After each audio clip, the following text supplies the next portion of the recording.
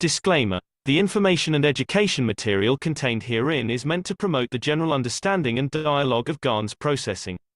Such information is not meant or intended to serve as a substitute for a healthcare professional's clinical training, experience, or judgment. For patients and individuals, such information is not to be a substitute for professional medical, therapeutic, or healthcare advice or counseling. For medical issues or concerns, including decisions about medications and other treatments, readers, viewers, listeners should always consult their physician or, in serious cases, seek immediate assistance from emergency personnel. Prescription information, procedures, and use of medical devices information should be undertaken only by properly trained and certified medical personnel.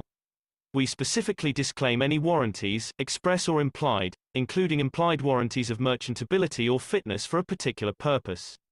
Such information is provided, as is, and is believed to be accurate at the time of its publishing, but it is the viewer's job to evaluate the accuracy of any information found in this presentation. Every case presented is of their own experience, applied by themselves for themselves, and it applies to their case only. Every person experiencing health problems should seek professional medical advice and consult their course of treatment with a doctor. The processes of plasma balancing described herein are a natural process which supports the body but does not replace medical advice or therapies one is already subject to.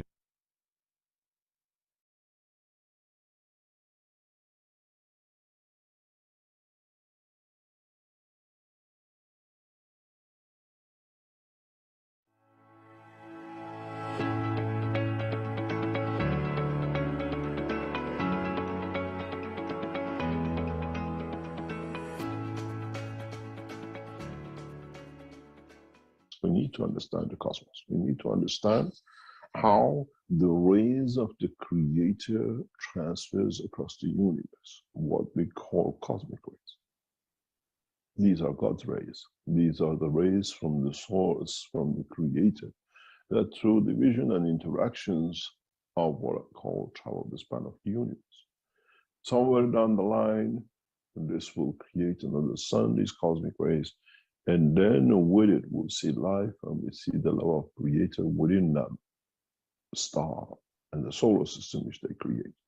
So when we speak about cosmic rays, we speak about the rays of the Creator.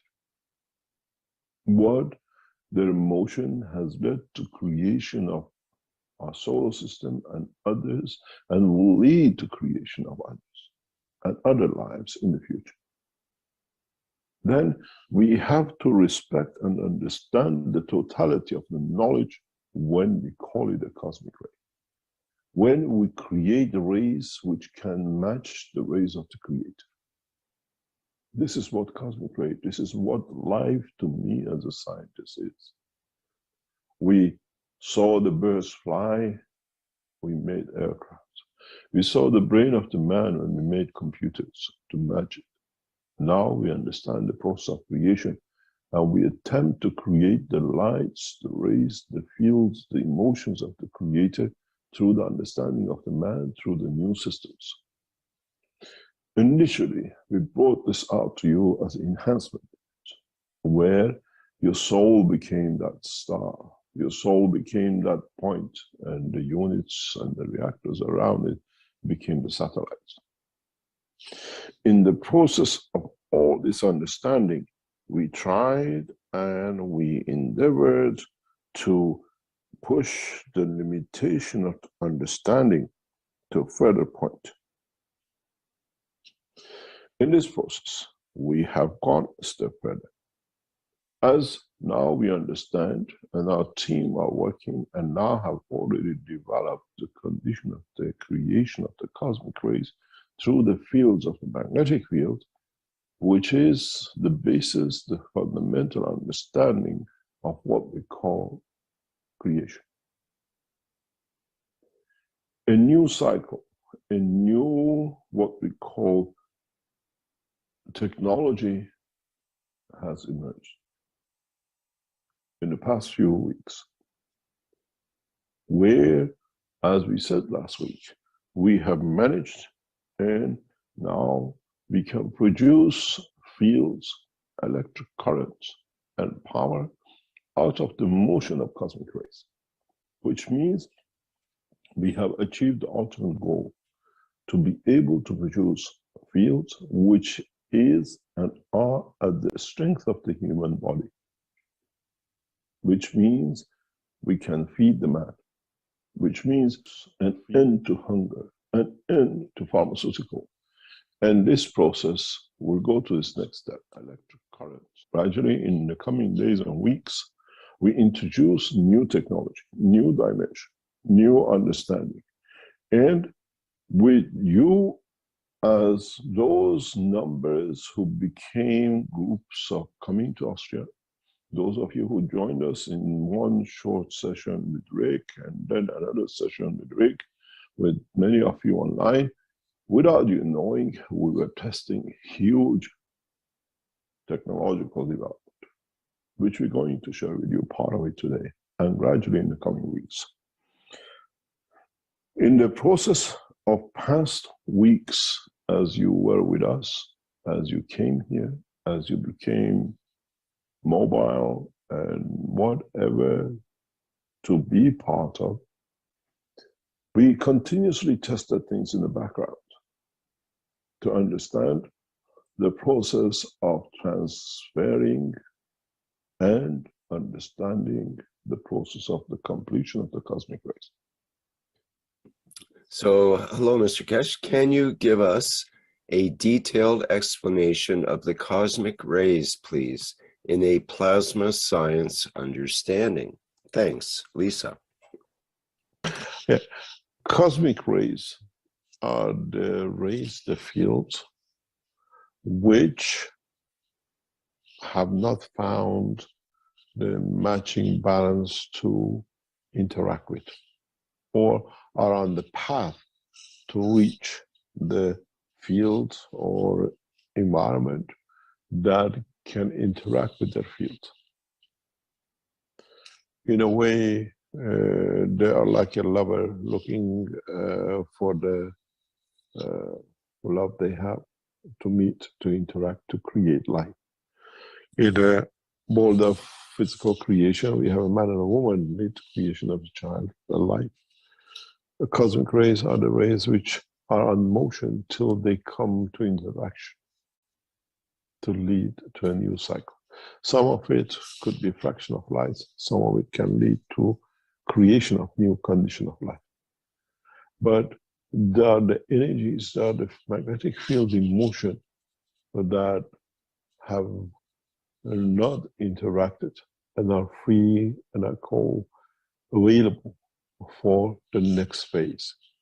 Become part of your body if it's yours, of the same strength, interaction in the with a body of a physical matter, planet or whatever, or with another fields that the interaction leads to fraction of other new fields of the cosmic rays that might lead to creation of the new cycle of life or a new plasma.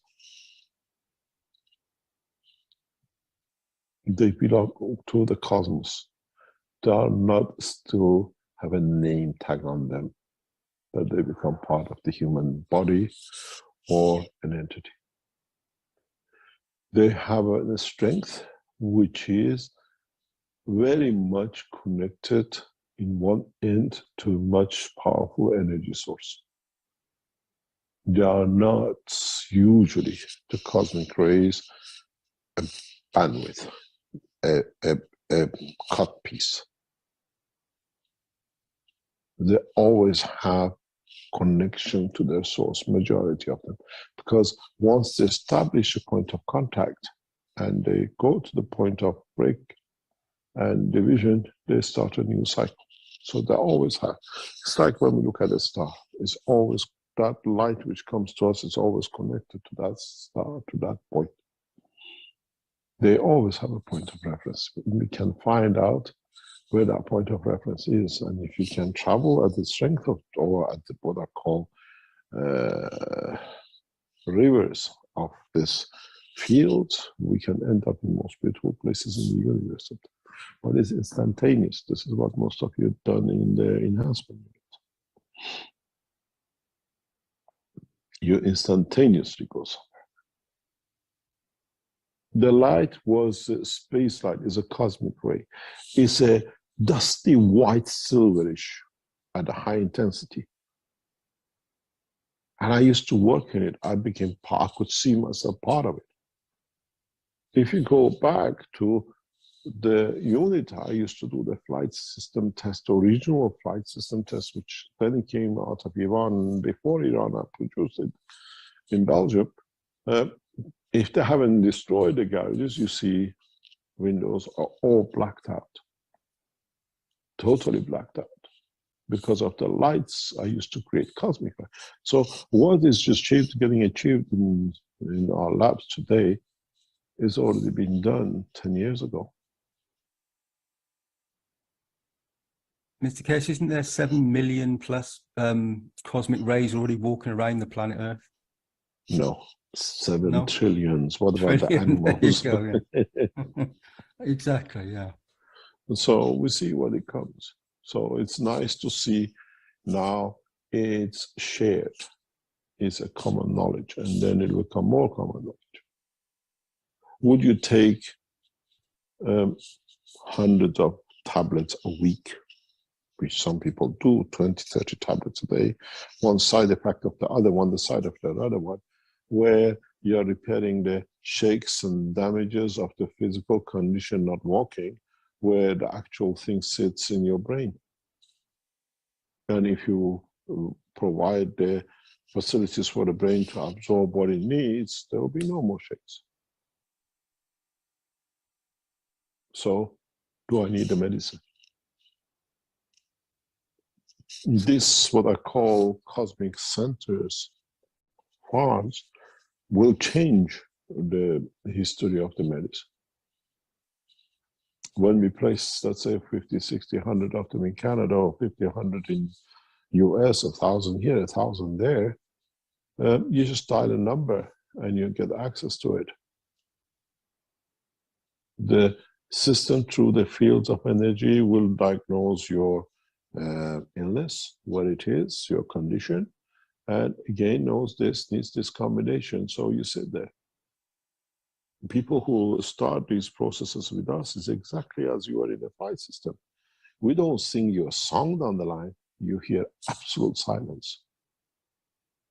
It's the fields of your soul interacting with the fields of our system, and they find a balance. Ours is powerful, so yours raises. So you say, I'm helped, I don't have the condition anymore. That's all we're done. So cosmic ray, Mr. Keshe, is a soul that interacts with the physicality? Cosmic ray is soul from the universe, if you put it that way. Connection to the soul of the universe. We call it the cosmic ray.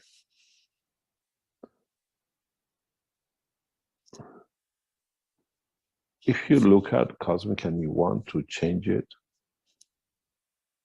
see what you can come up with.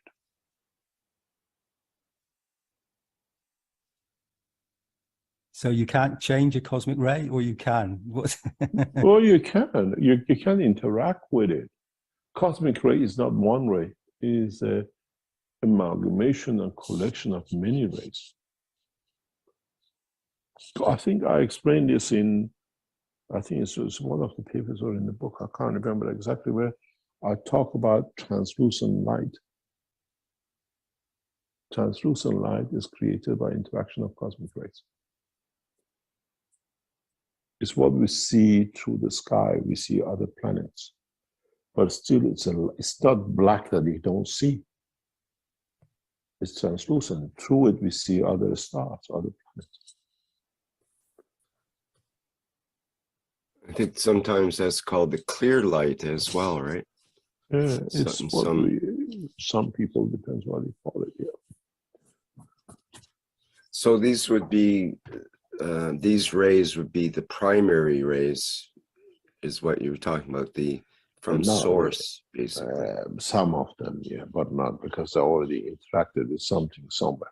It cannot be that some of it, very remote part of it, yes, but don't forget part of the rays we have in our universe comes from the unicos, which is interaction with other universes. You know, the way our our sun shines in interaction with the fields of our Earth and become a daylight. Our universe fields interacts with other universes, that the interaction creates what are called universal light. We are not aware of this knowledge yet. It's impossible. We call it cosmic plus cosmos. But when you speak about universal lights, the universal lights, some of it comes from the Creator. Because those universal lights are where the universes live within. We only speak about the cosmos, what is within us, within our universe. When you go to universal lights, then you talk about some of the lights coming from the source.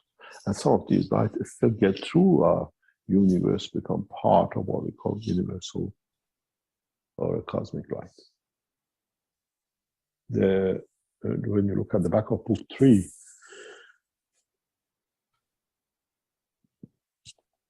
you might just grasp some of it.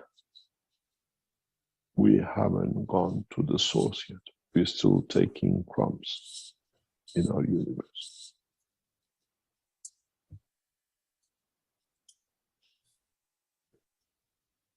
And this is part of the whole totality. We hope our team can show what we call the units in the next few days. What we call cosmic energy units. And this will change the history of matter.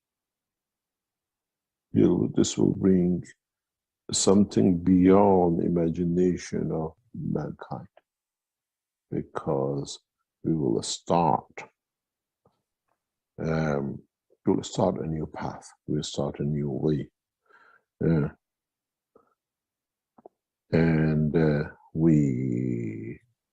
We will go through a condition of new understanding, because with these cosmic rays, cosmic lights from the units we have, we receive higher order fields, will be enlightened.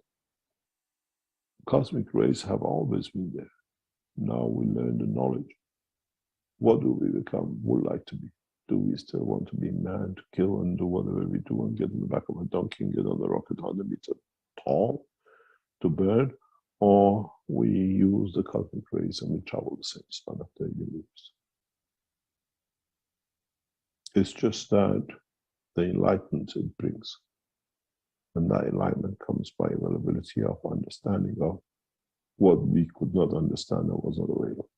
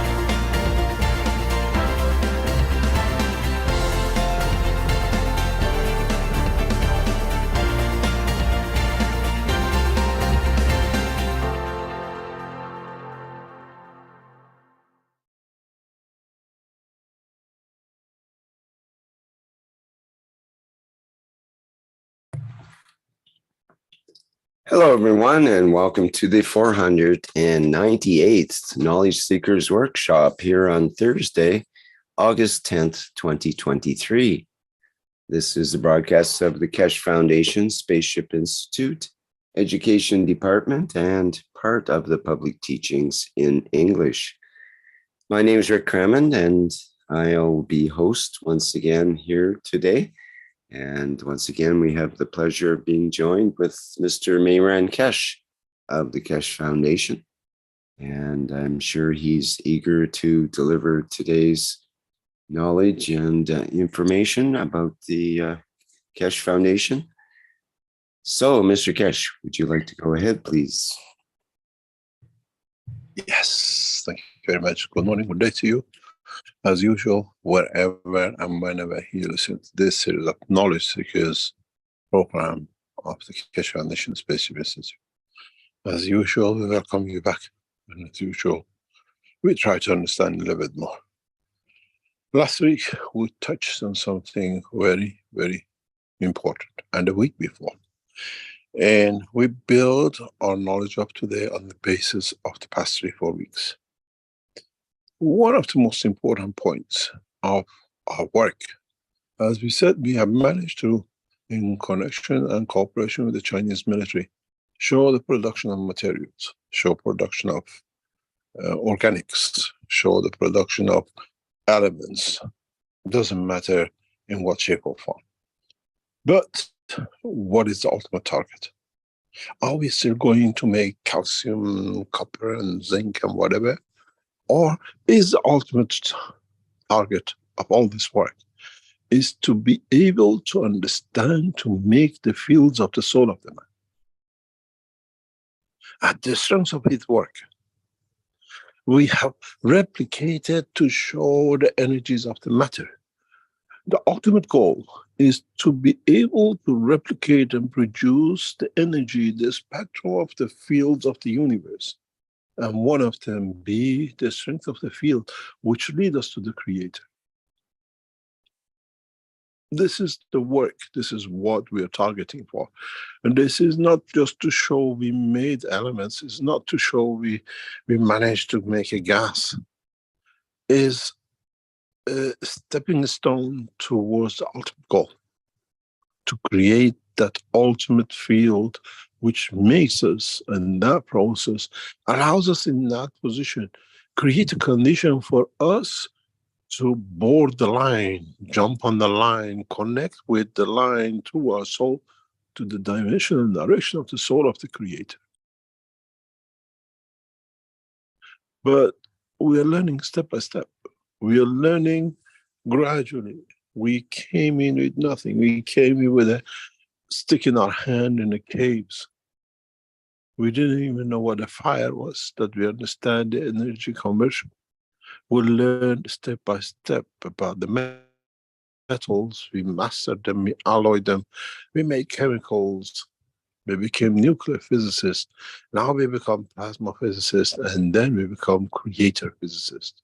How do we find a line to our Creator? And then with that, we become the ultimate goal. We become what all the creation is about, to become that parcel of the creation. When you look at the magnetic field of the Earth, it starts from the North Pole and it turns back to the South, as you've seen in many. That Earth is the creator, is the center. And those fields show the way you can get to the center of it and become part of it, create this atmosphere, create this dimension of creation, interaction with others.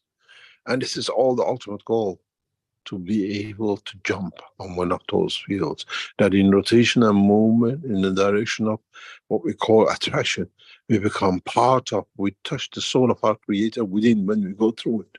When a magnetic field goes through the Earth, touches what's inside in the center, absorbs energies from it. And as we know, the North Pole of the Sun or the Earth is always slightly warmer than the South, because it's gathered energy, it's gathered magnetic fields from the center, and somehow it's become part of it. And this is the whole subject, this is the whole principle of the teaching, the ultimate goal. Would it come to the point that we can create fields, that the interaction of their fields will, the interaction of field of our soul puts us on that path, that we become in that part of the hemisphere, we become that part of the atmosphere, and in rotating, we create the dimension of manifestation of the existence of the Creator. Now you understand what it means. I am the beginning, I'm the end. I'm the creator, and I'm created from the creation of my own. Now, what's the ultimate goal? How do we make that system? To make what If you go back to the teaching of some months and years ago, I told you many times, make gases of gases. That the interaction of the gases allows you to create that field which leads at the strength, if you get it right at a certain position, the strength of the field to get on that line of the loop of the fields of the Creator. How closer you get in or further you are is the strength you absorbed. And then the closer you become, the more enlightened you become, the more you have to give. The fields of the earth 50 kilometers are cold, and the fields which are near, in interaction with the field of other and the inertia, creates life, condition of life, condition of existence, manifestation, creation. And this is all it is. We are somewhere 500,000 kilometers away from the center. And we are trying to jump in, frog leap, and come into this inner circles to be able to get close enough to earth, close enough to the soul of the Creator, that we manifest, we show the creation and the Creator through His creation. Now you understand.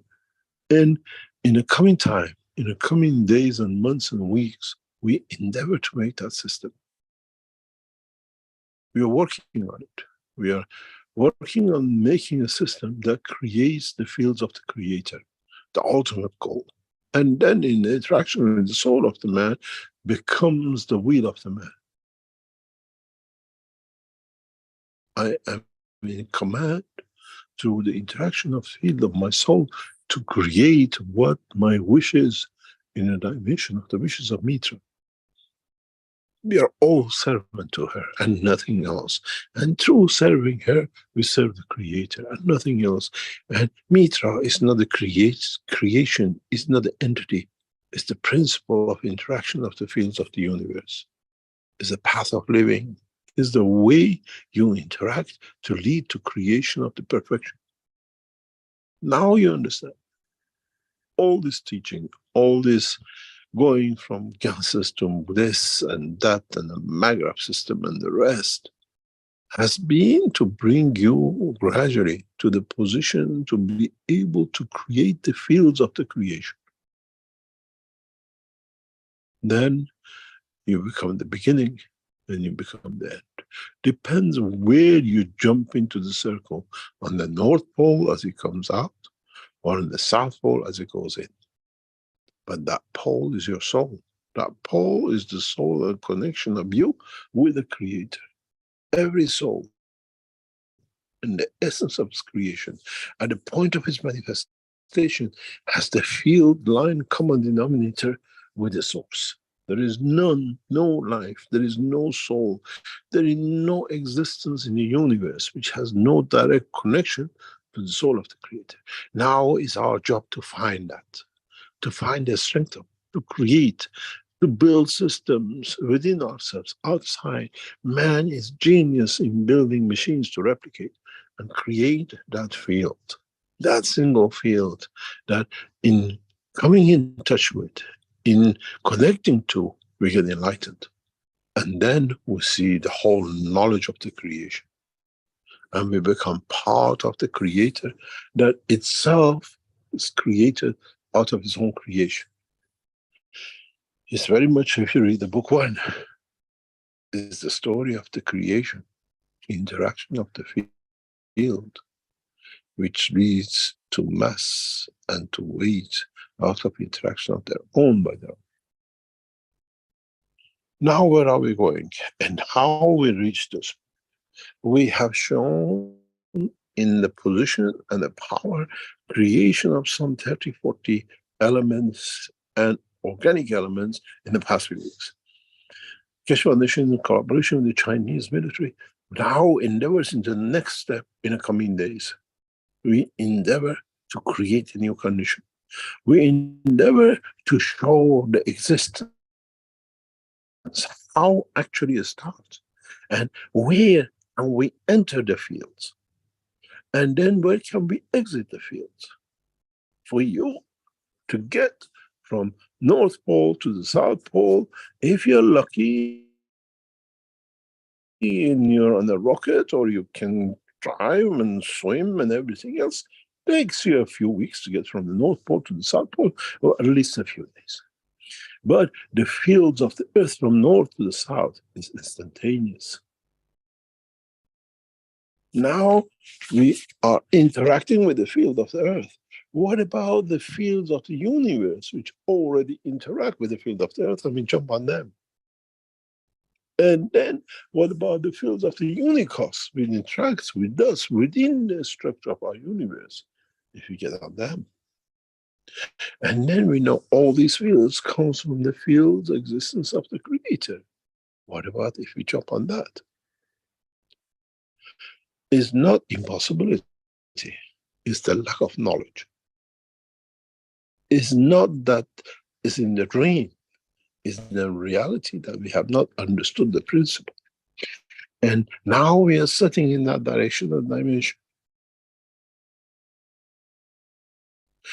In the coming days and weeks, we will show a new dimension, a new structure, a new way to think, to interact, to feed.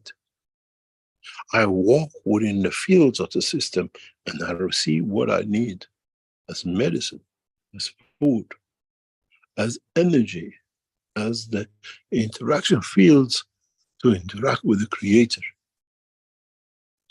We are entering a new dimension in science and technology. We are entering into a dimension that we can put a blind near the system and he walks out, that he can see the whole creation, not only the physicality of the man and the exploration of the science and technology in the coming days with the Chinese military will open a dimension in the world of science that even the scientists will not be able to understand. It'll take them hundreds of years to understand how we did it.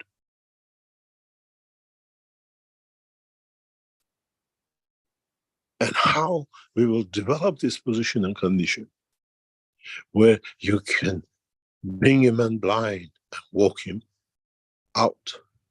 That he can not only see himself with the eye of the man, but opens the eye of the soul of the man to the world of the creation. We saw the beginning of this process. We saw the structure of this process weeks ago, when the first Chinese military officers walked into the room and they saw fields, they saw everything, and they could not believe. But I cannot tell them what's in there because it takes understanding. These people are blind to the knowledge. Now we set to watch. We set cameras, field detectors, and everything else possible to understand how can we find the soul, can we find the field's interactions. And then we invite the world leaders to see the world of the creation as it's created. The collaboration between the Iranian government, Iranian scientists, and Chinese in the next few weeks will break through a new world of science beyond man's imagination. Because when we showed it and when it was seen in the past few weeks, has put the scientists and the military and the man to be baffled. It's an unknown science, but we have two choices. We can drag you along in bits and bits, or literally drown you in it. And I think drowning the man will be better because he will learn to swim than dragging it and hope he'll one day get to the water.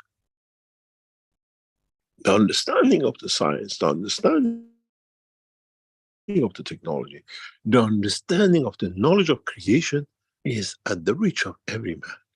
It doesn't need any prophet or any holy book. It needs clarity of understanding. It needs the being in a position to accept, to see, to analyze, and then not to judge. As I always said, repeated most of the time, when you came to this, we said we are not there to judge. We accept what you see, what you see. Some saw the mermaid, and some saw and felt the soul of the Christ. Some went on the moon and touched the stone. And some came to see nothing, came blind and went out blind. The arrogance bring blindness. The servitude bring wisdom, understanding. And that comes through the soul. That comes through the interaction of the fields. In talking to man, man has seen and has to see everything in the dimension of physicality. In talking to the wise man, he understands the wisdom of the creation and sees the fields. In the coming days, and I'm sure if we get the collaboration and the work of our team and with the team of the Chinese military, we will open, we will show, we will detect, we will do everything to bring in a new dimension in the world of the science and technology, where we do not need to produce anything to live. And once we connect to it, we are connected for life. We shall not kill as we receive what we need. We live to the dimension of the purity of Mitra and the ethos of the creation. And in all three dimensions of the essence of the creation of Mitra. Maybe now, maybe in the coming time, maybe in the next few weeks, we'll change the course of humanity by physically showing it to humanity. And many of you will burn your books, and many of scientists will deny the existence of the past. But it has to be understood. We deal, we work, and we show the dimension of the fields in motion. What we dealt with up to now, as I said many times before, is a matter state. There is a difference. Maybe in a simpler way I can explain is matter state is connected to the inertia of the fields in matter state, and the plasma state is connected to the inertia of the plasma state, and both exist in collaboration, in conjunction, and within each other. The man exists with the soul within it. So man is aware of both dimensions. To what extent, to what limit, you as knowledge seekers come to cross that line, get rid of your dogmas, get rid of what you've been told in the matter state, hold it, treasure it, and keep it, and then try to understand the world of plasma, world of creation. For this best tool, the first thing I could give you was magraphs, and I keep on telling you. And I'm hammering it in, and hammering it in, and you're still there. It gives only 30% reduction. No, see what fields it creates. What are its potential, what are its dimension. And then take the next step. And maybe in the coming time, you as knowledge seekers will become the first passengers of the universe than the universe. It doesn't take much. It's just a flick of a finger. It depends how you flick that finger and how it ends up, and how that coin rotates and how it lands. Try to visualize the interaction of the fields from a bottle of cats in front of you. Try to visualize the interaction of the fields from a dynamic core in front of you. Try to visualize the existence and interaction of the fields of the galaxy in front of you with the room fields, with the atmosphere you're in, within the earth. And then see if you have not missed one thing. You were too busy to see how these fields goes, that you forgot that fields are already interacting with you. Then you understand the wisdom of knowledge. As usual, too physical, you forgot about the reality of the creation. Teachings from now on is not so much about making things, it's so much about understanding how to connect fields. And as I said, the Creator did not make a machine to make fields. He was created out of, and he created from it. Now you're in the same position. Try to see, try to understand how you can make reactors without motors that only interacts within the fields. I released this paper years ago. Creation of the motion in the universe. And no one looked at it. Maybe it's time to go on back and look at it and read it and understand it. And then you might be enlightened how man has reached the condition of creating motion, they're called motors, without engines, without burning fuel, without coal mining, without the donkey pulling and something else pushing.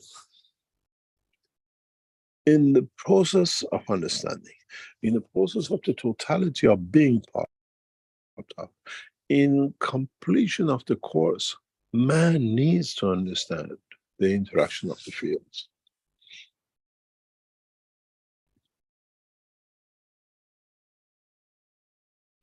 How and which fields he will use to heal his cancer. How and which fields he uses to satisfy his hunger. What fields and what position he will use to create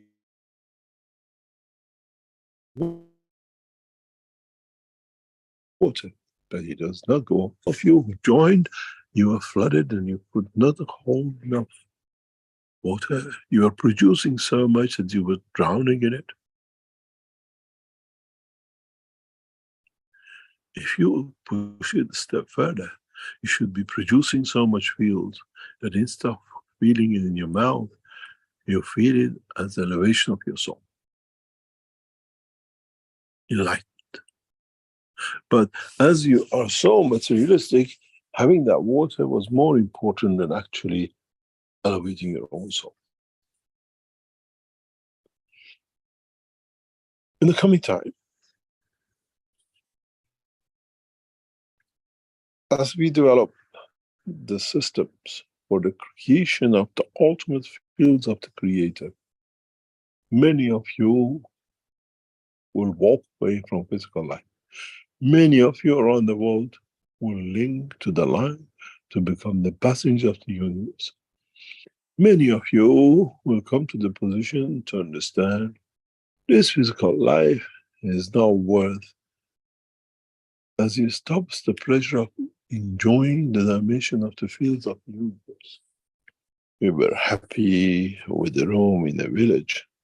We came to town, we made apartments and villas to enjoy the city. Now we take our souls for a trip in the dimension of the universe. But we have to understand how and what to give and what to take, that we make sure we reach home. We don't go backwards and come forward and says, oh, I was there before, haven't I?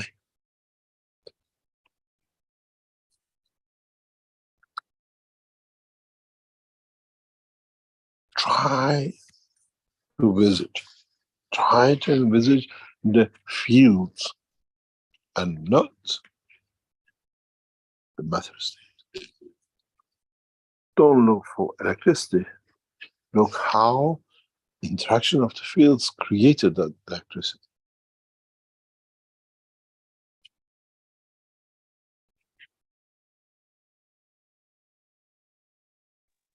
Many times I asked you to look at the fields of the mathematics, to understand it.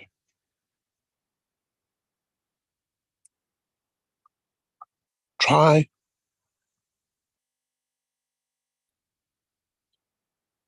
a new way.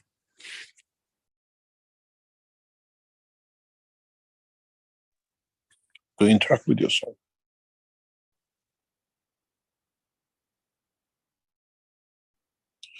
Try a new way to elevate your soul.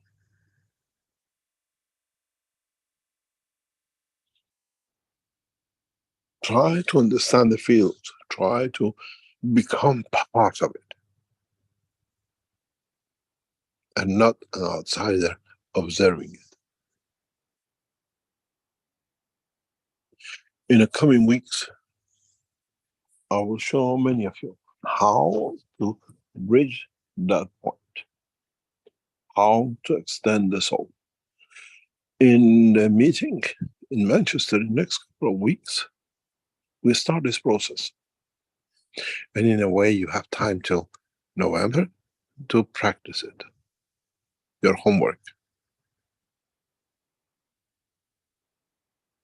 And see how many of you in that process manage to reach or understand the process of the creation out of the fields and not out of the books of the history.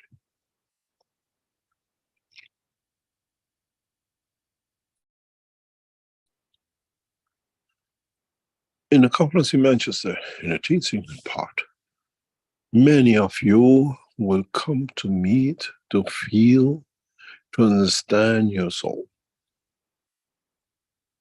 To be able to cross that line. And to be able to understand the totality of the creation.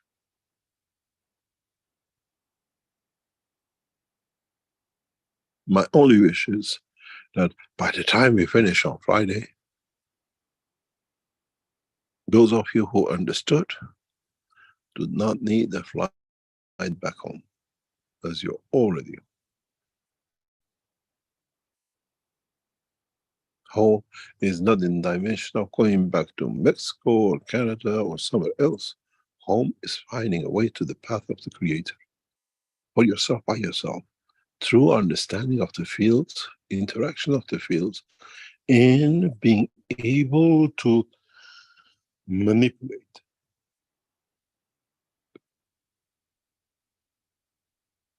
the fields of creation.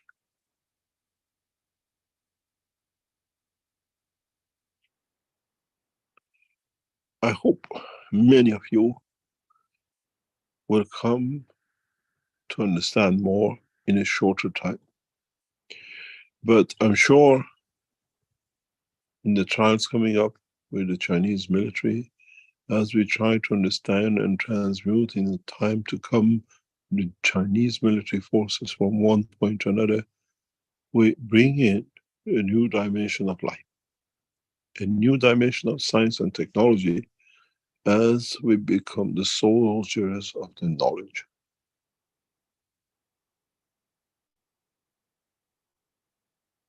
It's not easy. It's not going to be an easy task, but we have to.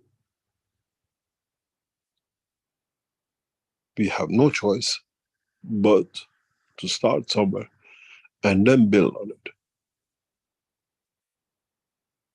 To the next step, to the next understanding, to the next completion and accomplishing what all of you have been waiting and wishing for.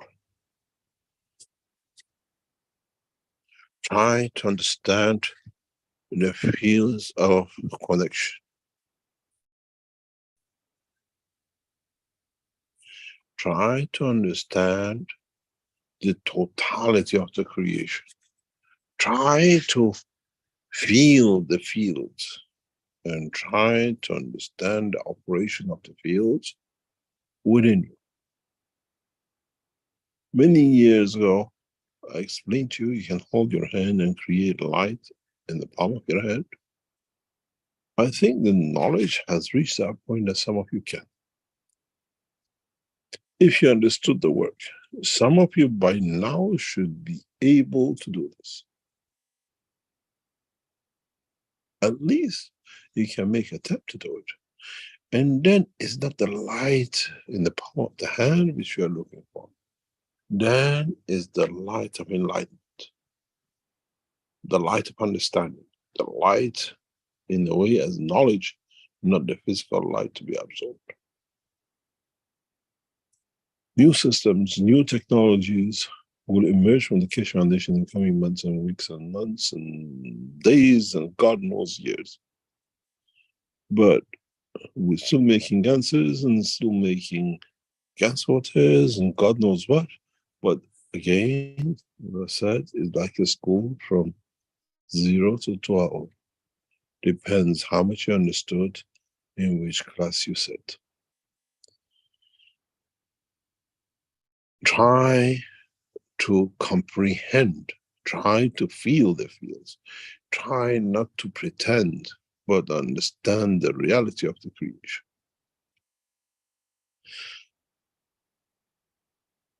Thank you very much. The teachings are short, but very deep, and you have to understand it. We go through a small break, and we come back and see how we battle the knowledge. Thank you very much, Rick. If you want to take us into a short break and come back. Okay, very good. Thank you, Mr. Keshe. Just selecting something here now. Let's see which one. Let's try this.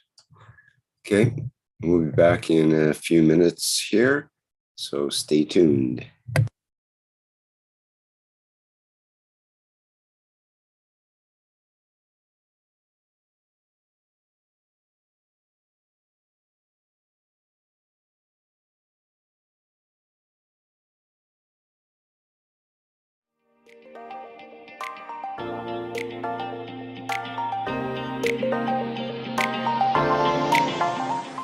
The Universal Body Enhancement Spaceship Unit.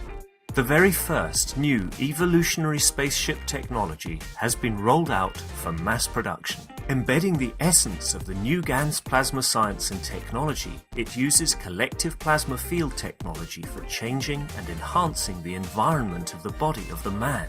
This new plasma enhancement changes the environment of the body to allow it to return to its natural, balanced, energetic condition, as in the womb of the mother, allowing every cell in the body of the man to find its natural, original field strength balance.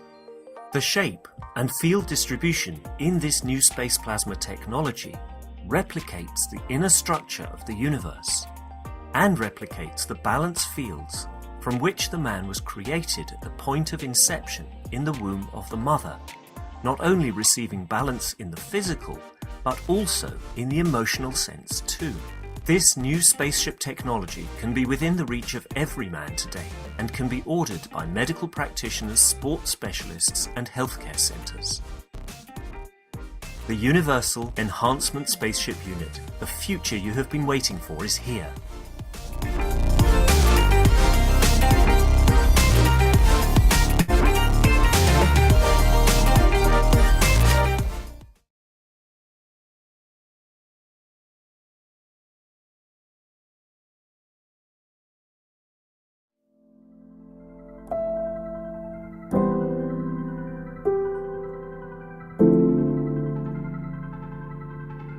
The revolutionary new Flight Enhancement Spaceship Unit is due to be launched in June 2022, and in the same year is expected to fly passengers into space, to the moon and beyond for a day or even several days at a time.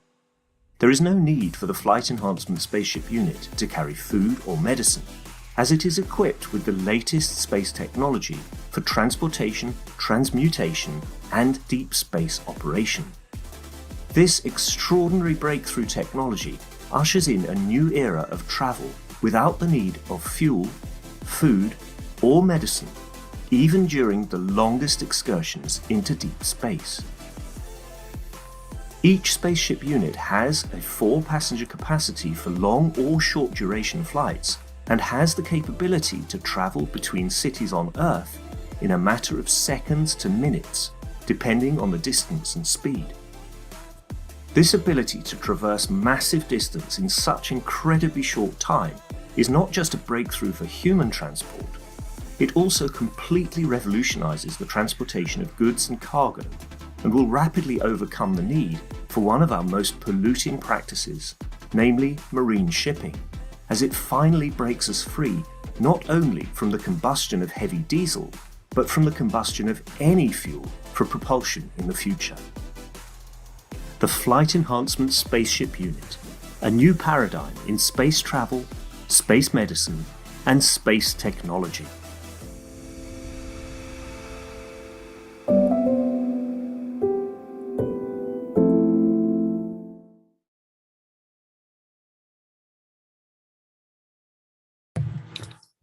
Okay, welcome back to the 498th Knowledge Seekers Workshop here on Thursday, August 10th, 2023. This is the second part of our workshop, and generally Mr. Keshe takes questions, but do you have some things you'd like to say first, Mr. Keshe? Not really. We always say what we have to say. There's a couple of things, as you know, there we are trying to end the productions and the materials which are at Keshe Foundation. We made some of them at two for the price of one. That we clean out our what we call stock, and as we in the next 6-12 months gradually become part of a bigger structure, and you will see much more materials and products through the new joint venture with the Chinese. It'll be interesting to what you call how we will bring new materials, new understanding in the next cycle of what we call products. But we have to finish with this, as we have given notice to literally move out of the Lens Exhibition Center.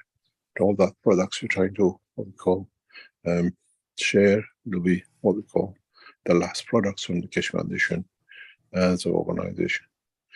In regard to Manchester meeting, a few people have moved their position to another sessions like in November. So if there are some of you still want to join, there's still 1 or 2 places available. And now we're taking booking for the November and meeting the world ambassadors. We are striving out to have a very, what I call colorful, exhilarating experience in the weekends with the world ambassadors.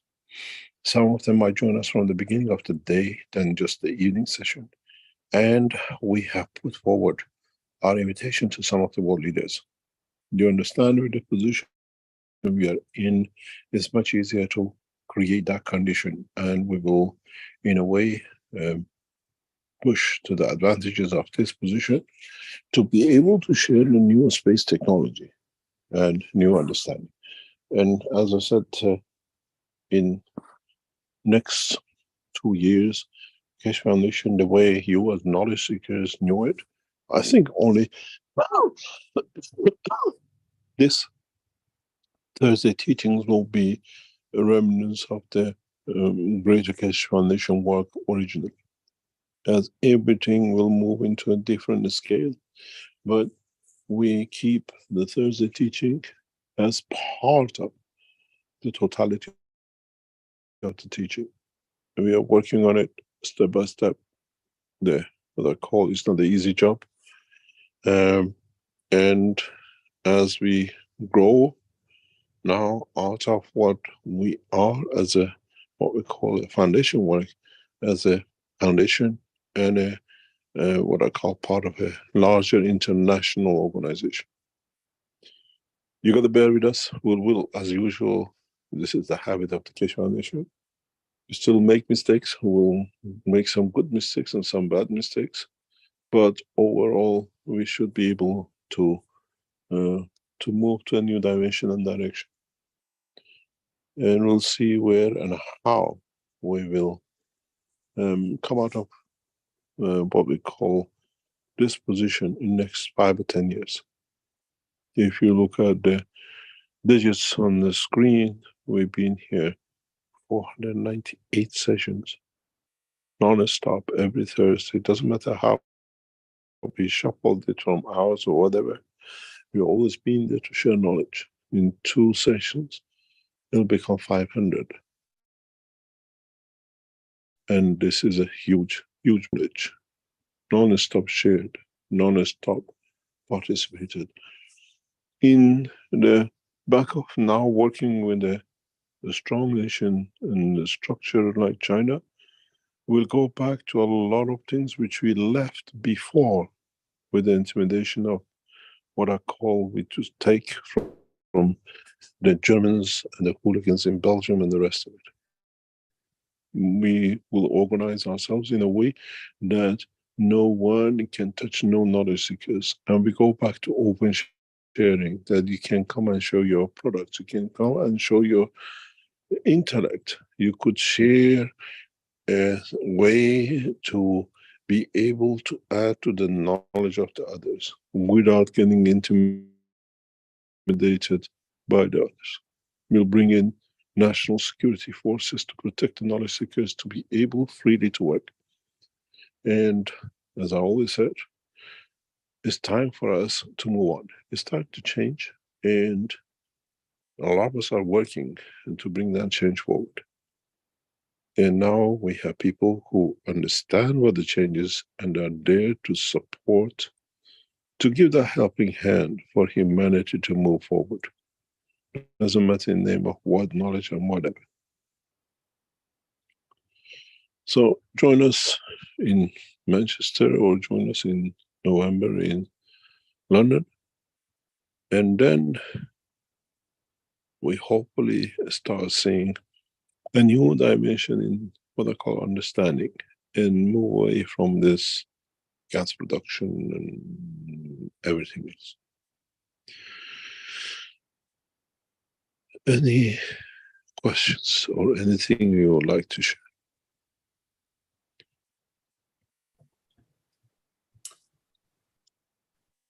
Okay, thank you, Mr. Keshe. Let's have a look at our Q&A here. We have a hand up as well. Let's maybe start with the hand from Dirk. Dirk, would you like to go ahead, please?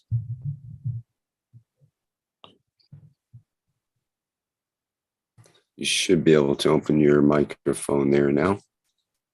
You know, this is a very strange feeling, but you keep on saying Dirk. Oh. Yeah. Hello, Your Excellency. Hello, all knowledge seekers. Can you hear me? Yes. Yes. Well, first, Could you tell us where you are from? I'm from Münster, Germany. Yes. And I visited the Space Center in Linz in June the 12th and the 13th this year. And, well, I was very excited. And first, I want to thank you, Mr. Keshe, that you give all this knowledge, which I'm getting through the workshops. And during that time, I got mature with the age of 53. And I just my name is Dirk, D-I-R-K, and in German, Tuesday is Dienstag. I opened the planet at 6 p.m. and I want to thank all who gave me this power to do it. And the only 2 things I saw was that the people calm down. They don't walk that stressy like before. And all the paintings on the cars and walls and stuff got like they were sold yesterday. That was these 2 things I saw, but I guess there are a lot of more things which happened during that opening. So my question to you, Mr. Keshe, is what else happened? Because I think this was starting the peace process or the initiation of the peace process for the globally for this planet. That's my thinking. I don't understand your question. I don't understand what you explained.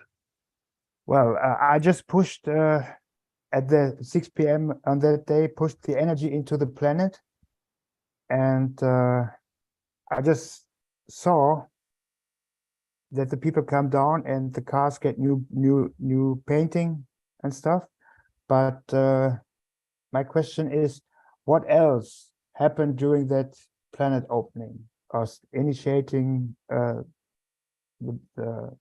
peace process on this planet? That's my question.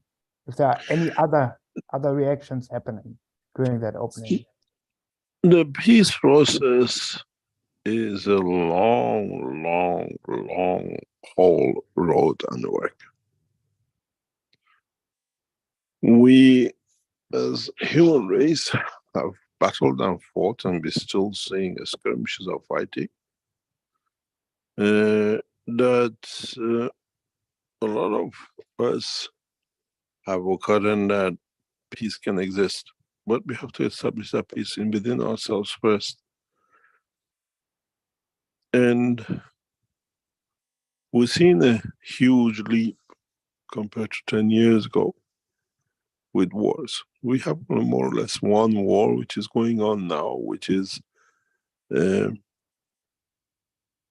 a way it can be stopped with a flick of finger, but is Christians fighting each other, as I call it, nothing else, in Ukraine. And otherwise, if you look, all of the scenery in Middle East is peaceful. The whole of scene in Far East, we had Vietnam, we had all the skirmishes in the Far East, we had wars, Japan and the rest. All this is gone. This last war between the Christians in Ukraine, in what they call it, Catholic Church and the Russian Orthodox Church, soon will come to an end. And then we'll see a permanent peace.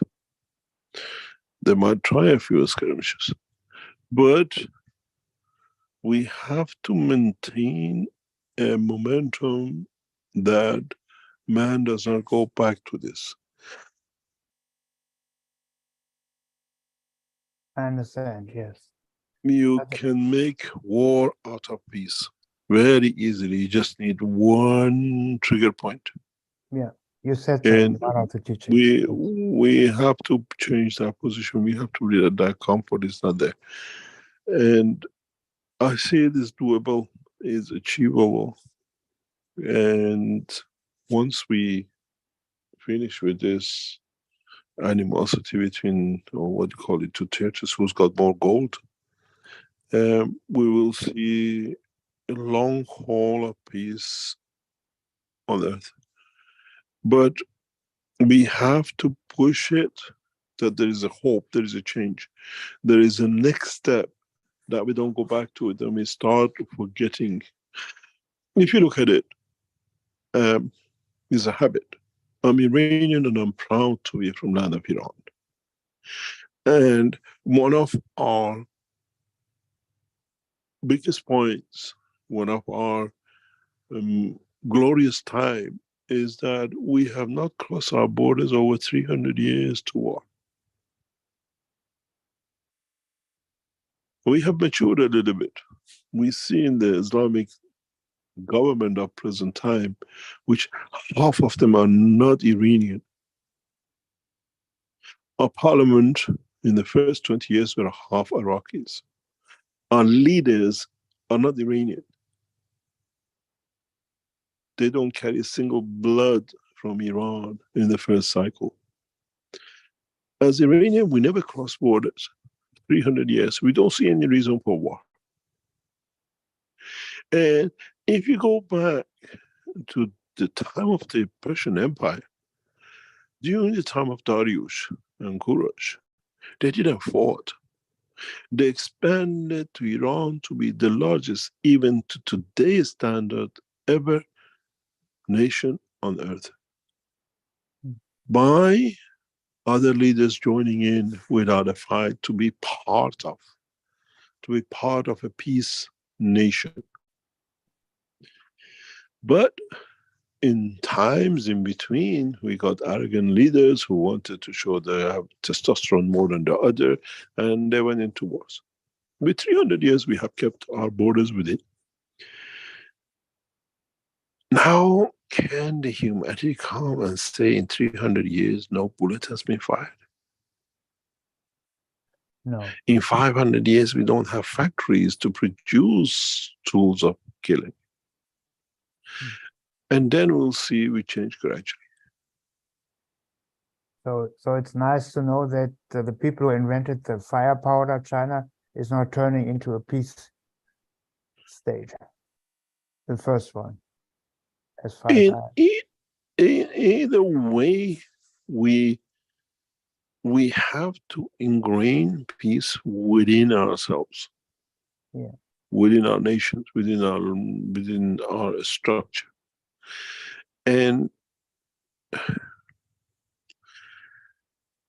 there are two ways now at this point to do. And I explained this to military people a few times up to now. We can go for building a more advanced weapon to be better, but by fear of having it, stop the others doing, or just don't make any weapons and just keep there. We were looking at the military data in the past few days, analysis in what they call it, political dimension. China has 2.4 soldiers or military people on the arm or under the military base. And some of the not very far nations from this country have only 16,000 soldiers.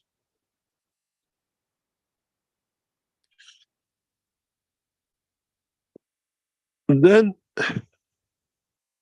you ask yourself, do we need soldiers? Because the 2.4 million and 16 is nothing, you just march it over is the answer. What are the nations spending money on defense? too much. We are in a position now. We are in a position now scientifically, in a way, to put the carrot out, open the space. And open the space not with war, that there will be no war in a space. The way the politics of the space has to change is that we are going there because we are peaceful.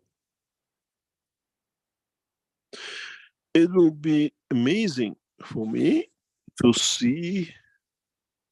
I wondered many times when I look at like this Apollo 1, Apollo 9 or 10 or whatever, and we see this Mr. Armstrong supposedly walking on the moon. I asked this question from Americans once, and I'll put it to you maybe for the first time. Did he carry a sight gun in his suit in case he sees somebody he has to shoot? No. Do you understand? Yes, I understand. This is the principle that we have to look at. Yeah. Does any of the people go to space labs, be it whatever, international labs, and the ones who are planning to go to the moon, how many of them will carry a sidearm? None. So are we going to say goodbye to killing? Yes, I guess through the next 5 to 10 years, we are saying goodbye. That's my... Yes, but view. we have to watch. We have to watch that we have to offer an alternative. Yeah. We have to bring a condition of peace. As you know, Keshe Foundation is expanding in a very, very different. You're just seeing the tip of the iceberg in what is done. Even people are inside the Keshe Foundation. Most of them don't know where it's going, what is happening, whatever. But if you understand, if you comprehend what is going on, in the next 5 or 10 years, do we need to eat? Do we need to feed? Every time we introduce you, we ask you to come to these sessions of the Keshe Foundation. What are we offering you? What are we putting as a proposal? Just 1 second, please. I've just got to get a cup of tea. Okay. Thank you very much.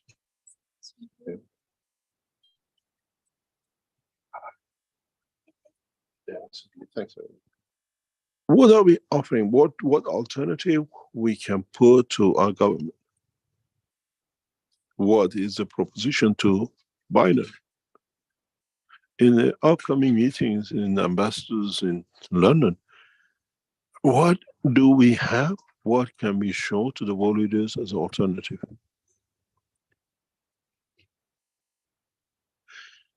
We have to, as a scientific organization, as those who many of you prayed, put water in the things, and Universal Council members prayed for a wish for a peace.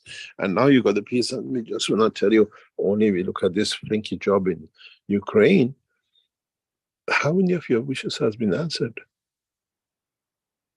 All of it. Why didn't it happen in past 20, 30 years, marching all through the streets and everything else? So the soul of you knowledge seekers has a power. Doesn't matter how you turn it. And this brings you to a new point. What can we offer our government, our leaders, our nationals, that they will not carry that side arm into space?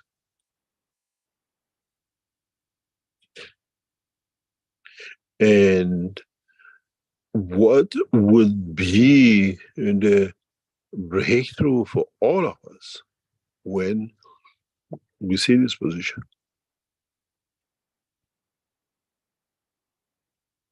I asked NASA people years ago, were there any guns on the Apollo? I said, well, why should they? I said, why you lot keep on talking about demilitarizing the space? Don't take the gun, don't do anything. The space is demilitarized. Or are you trying to say, it'll be interesting, and I'm sure sooner or later somebody's going to test it, how far a bullet will go if we shoot it in the open space of the moon? Can we shoot the aliens if we see them? Has the space people ever thought to leave a gun in there in case we have to shoot an alien on the space? So automatically we have lost this idea when it comes to space. Our space leaders, our scientists, our astronauts don't consider it necessary. Can we make it the habit of the man? Can we bring that change? But we have to offer a valid alternative. As I said many times, when I went to England in 1973, the first time, I was shocked. In Iran, we saw soldiers. I was brought up near an army camp, guns and different shapes and sizes of it. I saw Americans as our neighbors and tenants and everything else. Guns everywhere. I came to London, the police officers had no gun. It was very strange. Very strange feeling. Police with no sidearm. And this was his comfort zone. A few years later, for the first time I saw an officer in London with a gun. I went to him and said, why are you carrying a gun? He said, the streets are becoming dangerous. I said, you make it more dangerous carrying a gun, but carrying it like this. Because to me it was nation going backwards. Yeah. Nation which was no arms on the streets became out. Now in London is just worse than Harlem. Mm-hmm. The only one who hasn't got a gun, I think, is the sick people on the bed in the hospitals. Everybody else carrying something somewhere. So we have to not only make the space a place of no war, but do the same with the Earth. And we have to create and deliver a viable alternative. And that viable alternative is teach you about your soul. Teach you understand you don't need the cars and what I call angers and eagers of the financial world and the rest of it, as we have not managed yet. I know the Bank of China and the World Bank have not opened any branches on the moon yet that you can get somebody. Think of it, if you go to the moon and you run out of money, what do? They unplug your breathing suit. Or if you go with your soul, you don't need it anyway. So a lot of things we created on Earth automatically becomes obsolete in the space, and automatically will come back to Earth to make it obsolete. You know, we have to go through that the transition, and we have to keep the option and the technology open. So we have already started the world peace. We started the Universal Council on the 2nd of August, a few years ago. At that time, none of you knowledge seekers knew, except very, very handful, maybe less than a handful of people, that actually the establishment of the Universal Council, the first session and everything else of it, was when we were in China. It was broadcasted from China. It was set up from China. And the whole program of the beginning of the Universal Council started in the island of Tanzania in South China Sea. So China has been the birth of the place of the whole process of the new cycle. It's not new. I still remember we were with other knowledge seekers in the island, and at about the time midnight, and when we were starting the things and the whole thing was going on, we saw a massive UFO over the whole island, over the buildings, with the lights and everything. We went outside, listened to the recordings of that time, how it was spoken about. Because it's a universal knowledge, it's a universal desire of the man. And we stood out in our villa on the balconies, and other knowledge seekers near us in their villas, in their balconies, looking at the sky and seeing the lights, the beautiful conditions of what you call UFOs, but in the plasma condition. It was amazing firework. And wherever we went to establish, to bring that essence of peace, we see it happening. The space is a peaceful place. And by taking man to space and bringing him back to Earth, he'll become peaceful, because he doesn't have it there what should be here. But we have to satisfy the hunger of the man. We have to satisfy what I call health of the man, and we have to satisfy man to be secure on this planet. And then we move to peaceful souls, peaceful conditions, and so on. Once you learn, you can travel the dimension of the soul. Once you learn that you can expand the dimension of the soul to get rid of the illnesses. Once you learn that you can use the expansion connection of the soul to get the energies you want. Do you see leaving yourself for 8 hours a day behind the desk, that somebody gives you something, you put something in your mouth? Or you spend your time gradually in developing conditions for peace within yourself, and then most probably your neighbors. In a way, we have started the world peace. Go back when we started years ago, and when we elevated the soul of the world leaders, and look at it today. And even the situation in Ukraine is resolvable within one telephone call, and nobody is prepared to make that call. Telling the Vatican to pack your bag and go, and then we're all at peace.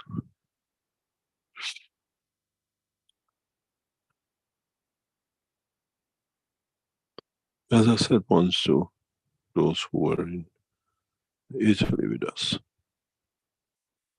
if the Swiss guards and the priests keep themselves busy with each other, which is their job, then most of the world will be at peace.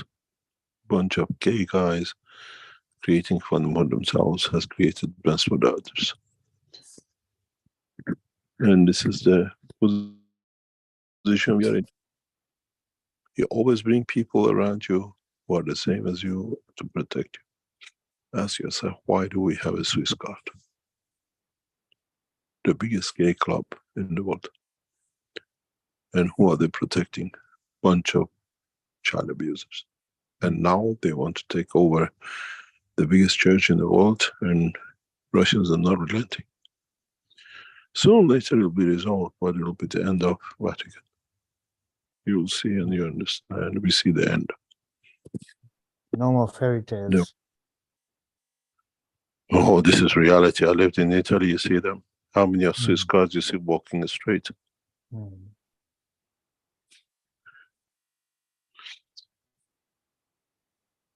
Any other question, please?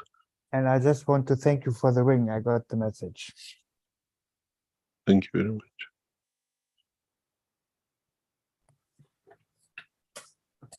Any other question? Yes. We have another hand up here with... You know something, Rick? Sometimes baffled. In the past 10 years, we've been with each other in teachings, to see your face when I talk about things. And you still keep a straight face. Yeah. We have a hand up with Fabrizio. Fabrizio, would you like to go ahead, please?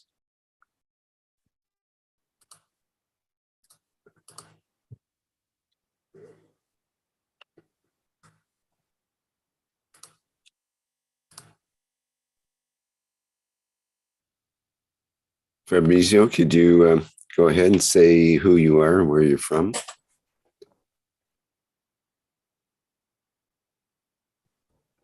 Sì, pronto, buongiorno. Mi sentite? Do you need a translator? Sì, allora io sono Fabrizio, da provincia di Venezia, faccio parte del gruppo di Jesolo, scusa, di Pordenone, Sì. Where is our Italian Posso fare una domanda translator? in italiano o in inglese? Can you stop? Where is our Italian translators? Do we have an Italian translator here? You Non ho can put capito, your posso hand fare up. la domanda in italiano oppure in inglese? English, if we can. I think he's asking for a translator into English. Would you like me? Good morning, everybody. Good morning, Mr. Keshe. And my question is a very simple question. As we know, our planets run around the sun. Yep. No, all our planets run around the sun.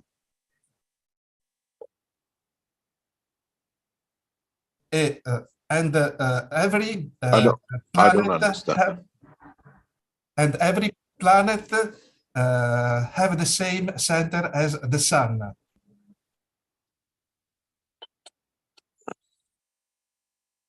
You mean in our solar system? Yes, but the question is the sun the result of the sum of the plasma produced by each planet? Is it possible to reproduce the sun in our world with small caps? The total mass of all the planetary system within the solar system is in the same ratio as we see in the universe, about 5%, less than even 5%.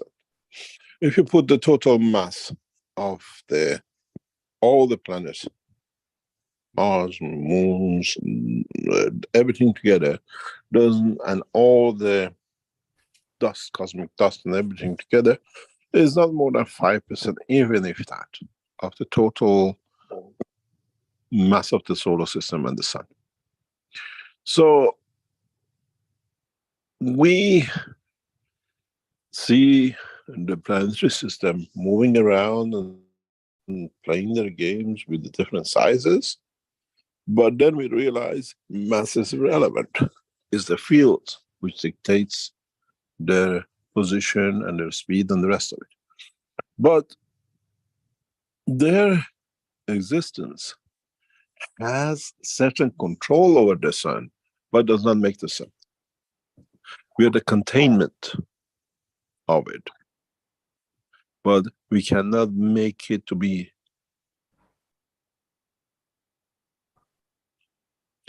The gravitational pull, the strength of the fields of the mother is too heavy. The love is too strong.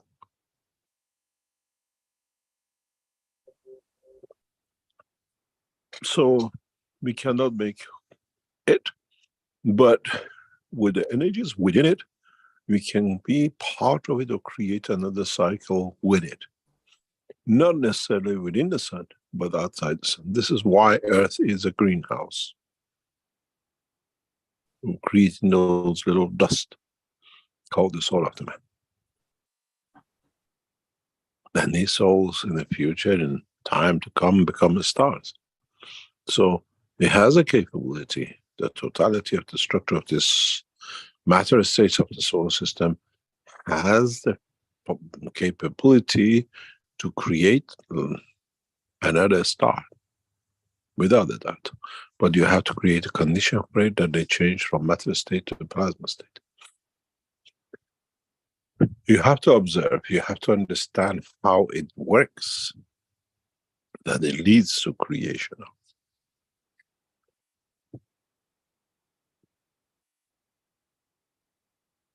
We can start with one atom at high energy and then start the process of attraction between the two, and like an egg and a sperm, start a cycle. In our assumption in the world of physics is totally upside down and wrong way, and we stuck to it because that's what they told us.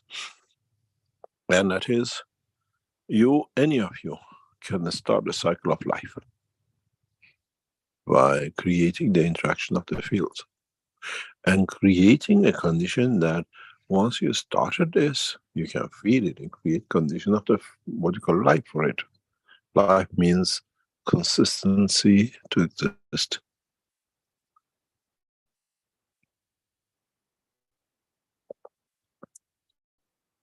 So yes, you can do, if you know how, you can start with one atom. But the whole of the solar system, planetary and matter state of it, is too minute to control the sun. The size of the solar system is not dictated by the sun in a way, but it is dictated by the fields of the other structures outside it, which allow it to expand into and control. If we suddenly fall into a lighter field strength in what we call our galaxy, if there is such a possibility, and suddenly our boundaries expand beyond to fill up the gap which is now it has encountered, the whole of life existence, planet system within seconds will disappear.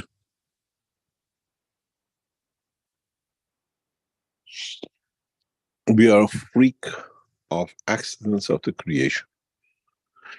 You know, when you go into on a plane and when you're flying, you suddenly they call you, you jump in the hole or turbulence and you just go up and down or lose. Always imagine what happened if a solar system or our Earth inside the solar system hits one of these troughs, one of these low field forces in the universe. How much will it drop? Trillions of kilometers. And if in that position there is nothing to control it on expansion, the size of solar system doubles. So our position in respect to our sun changes, and within seconds there is no life. In some tests, I have shown this, and I've shown how it becomes. Maybe in the future we replicate this test and you will understand.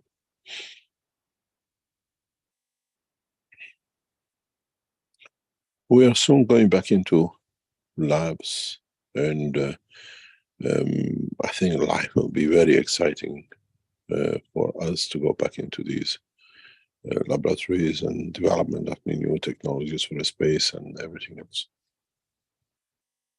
And you will see a different side, and we can replicate a lot of these conditions because we have the knowledge now. We have moved into a very, very advanced stage of interaction of the fields and creation of dimensions.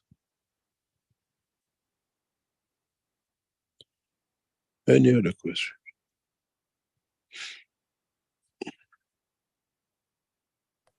Okay, we have a number of questions in the Q&A. Let's see here. First question from the Brazilian community, no big surprise. Says from Cristiano, astral travel has been practiced for a long time by the physical man. Is this astral travel done by the man a separation of the physical and the soul of the physicality? Explain. Well, I suppose Cristiano would have to define what he means exactly by astral travel. I suppose coming from Brazil, it might mean shamans, for example, claim to be able to travel outside of their body and go to other places or other dimensions. And he's saying, is that separation, that travel, astral travel, done by a separation of the physical or physicality, perhaps, and the soul of physicality? It's not a separation. This is not separation, it's collaboration, cooperation. It's far from separation. When you can control, maintain, and operate.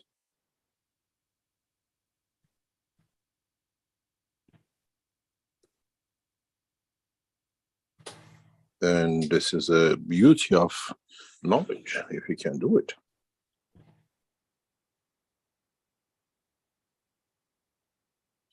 And it should not take long to be done.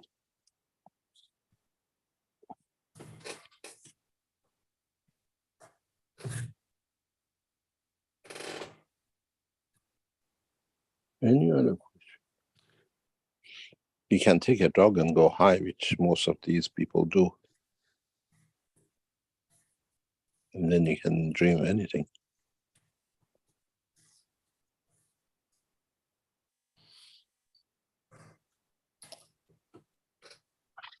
Okay, I've got a question from the Keshe Canadian Knowledge Team Telegram group. Oh, they said that, come on. From MKX, who says, hello and have a good time. I want to work on mathematics and mathematical formulation of plasma. Do you think the plasma processes of the Keshe Foundation have been mathematically modeled yet, from GAN's formulas to other applied processes? So he's interested in working on the mathematical formulation side of plasma. Is there any work for someone like that? In the way you haven't given us too many formulas exactly for plasma. I always said, have you ever seen God measuring things and mixing together and making a solar system? Everything is accidental, coincidental interactions. Let me explain to you why it cannot be done. It's in a very, very simple way. You cannot, if you understood the process of the Keshe Foundation work as a plasma, as a GANs, as a field, you cannot find two similar GANSes. I'm talking individual GANSes with exact specific characteristics at the same time in the same place. It's absolutely impossible. It doesn't matter how you turn it. Now, how are you going to write a formula about something which you have no control over? You can say, okay, I put 1 drop of amino acid. I put 1 drop of gas CO2.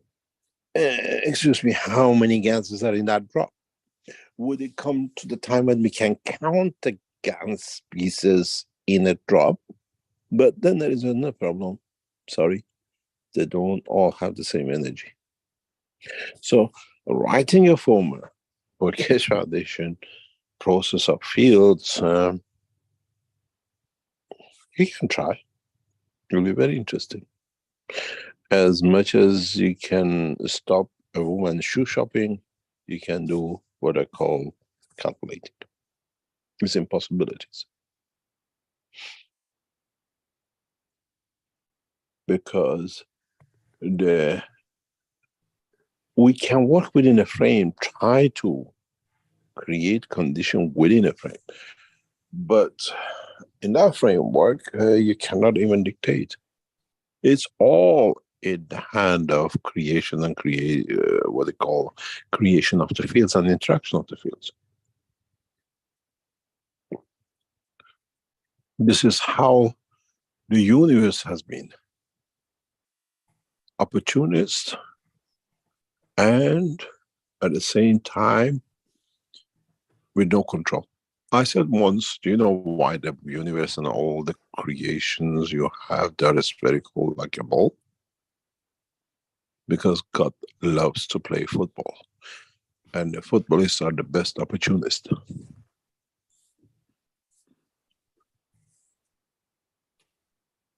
So it's impossible. You cannot formulate it.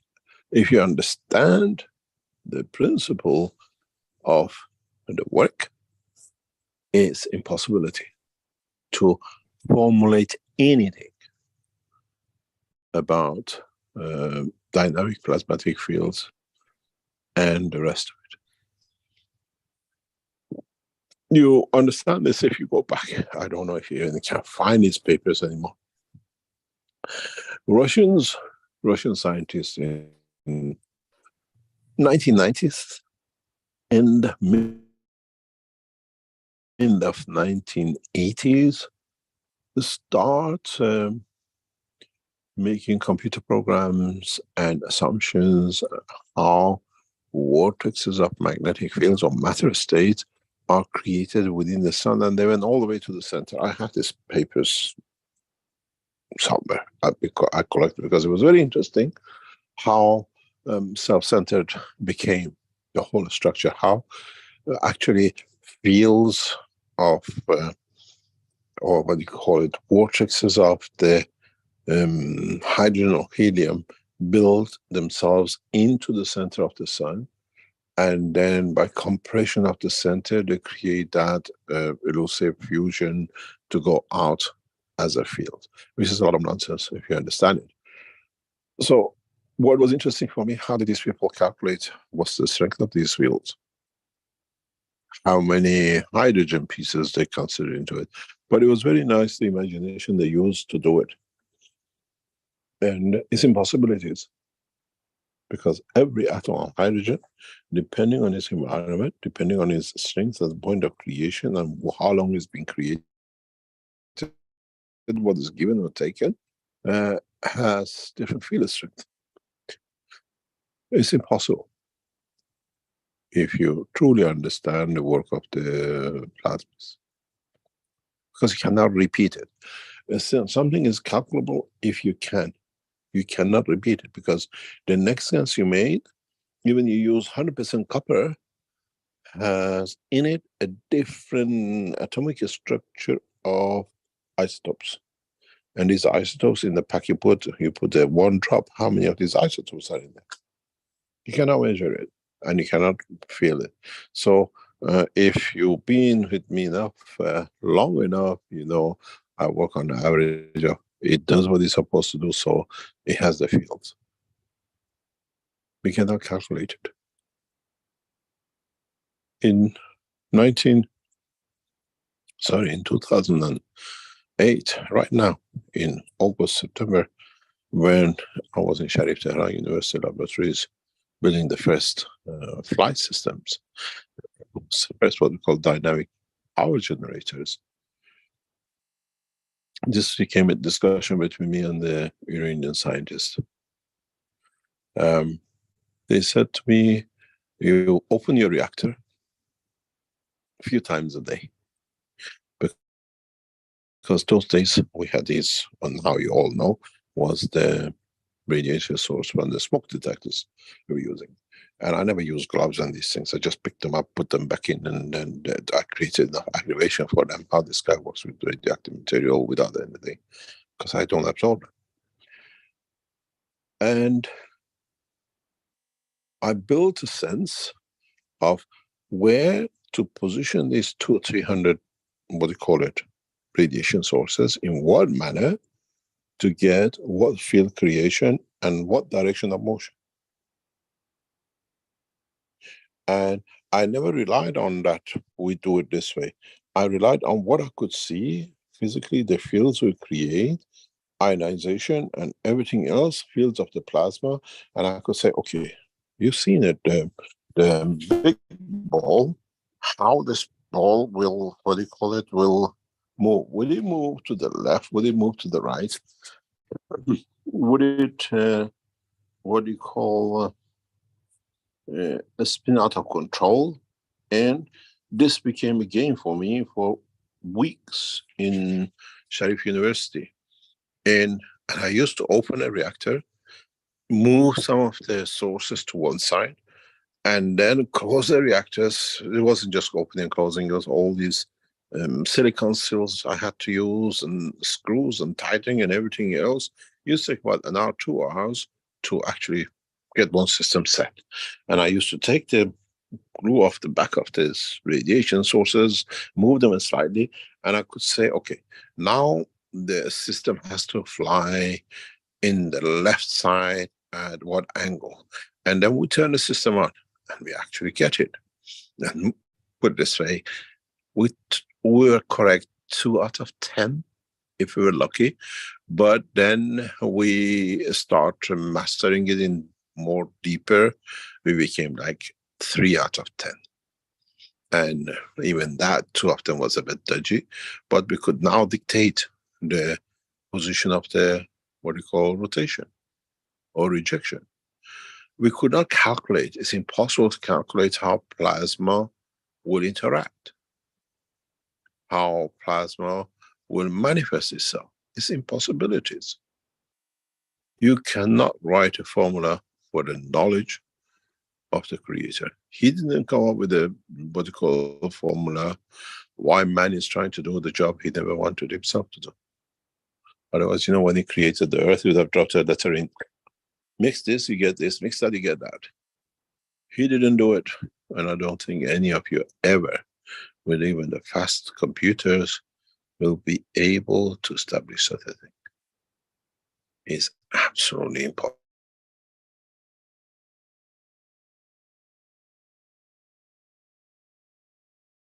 It's far from it.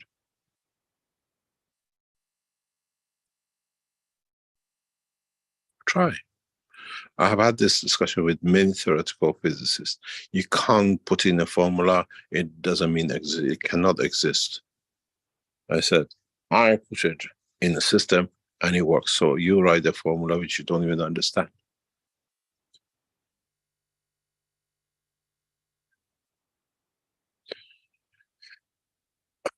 It is not easy task, but it's literally impossible to write a formula. And you can repeat it. Once something is repeated, can be repeated, is a technology. And we don't have knowledge to be able to repeat, because it's in nature, it's natural process. I used to have a lot of laugh with this in Sharif Tehran University. And it was as I said, it's guesswork, but seeing how your guesswork is and understanding what you guess, not just doing it.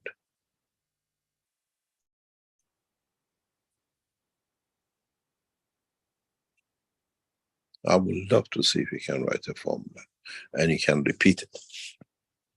That formula can be used to repeat the same process.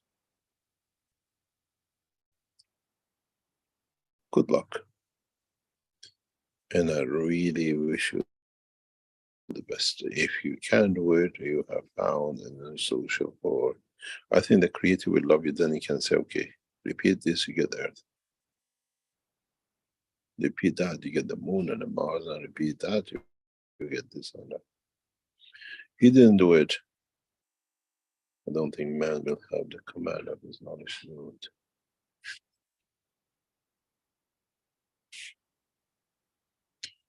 When you look at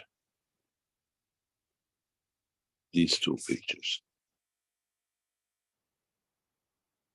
when I open up, it's exactly as you see it. These are the two reactors built just about 15 years ago in Sharif Tehran University. Originally, we built the left one. And the left one, the top part, is the one which flew for the first time. This is the first plasma reactor ever took off the ground, the top part. The bottom part we had to rebuild because the bottom part, it just blew its bottom. And we had to restructure it and rebuild it. And what you see exactly on the other side, the small one, is the moon side, or is the Earth. Inside these reactors, there's a structure, a specific structure of reactors in both of them. And the left reactor, the bigger one, doesn't move. It's impossible when you put these two together to get the bigger one moving. The smaller one always moves. So by putting different radiation sources on what I call, let me see if I can do something here.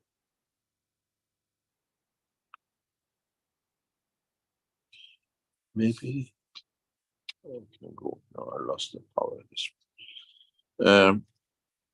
If you look at the one on the left, the bigger one, the bottom side is a tank reserve. It's literally a tank reserve of elements we want. There's a specific ring, which is not here now. It's not in this one. This ring was a specific field separation. It's a specific steel, which Iranian government overnight shipped from Japan to Tehran for us to be able to put it in. And in this, once we put the ring, and the inside is specifically designed that the fuel adds up to the top as it's used. As we consume it, converts it to plasma, we call in from the reserve tank in the bottom.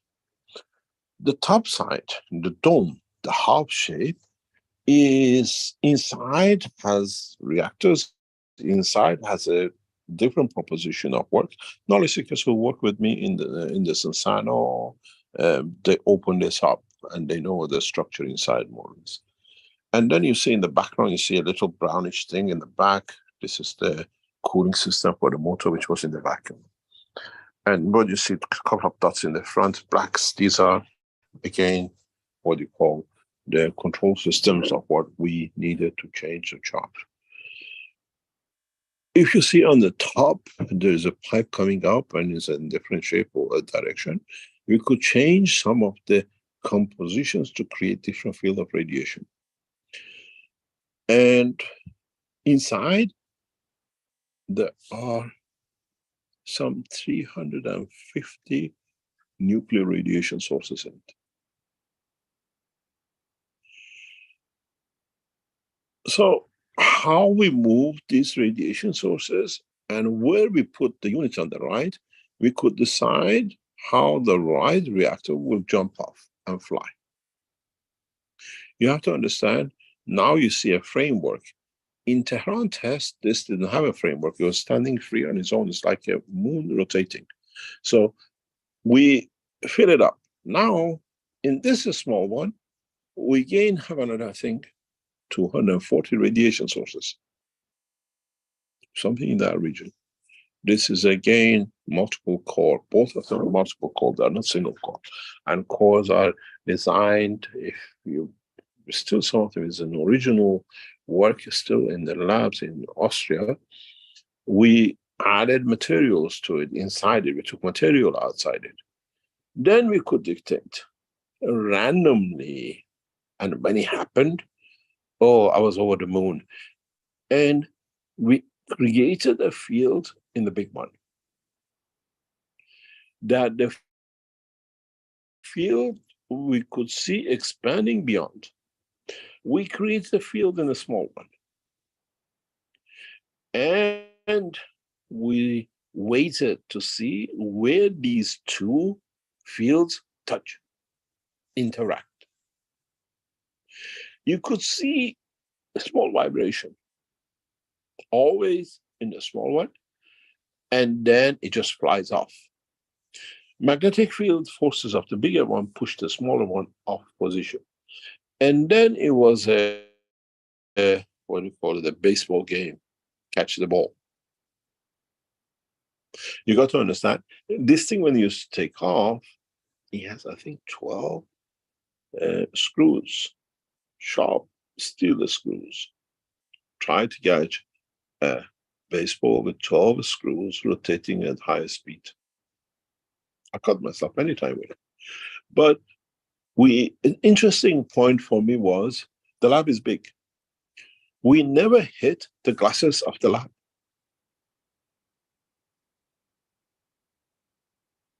We had a long table in the center, and we set this thing up, but the little ball you see in the front and on the right side, even though we managed to fly so many times, we hit the ceiling once or twice. We fell on the floor a few times. We couldn't catch it.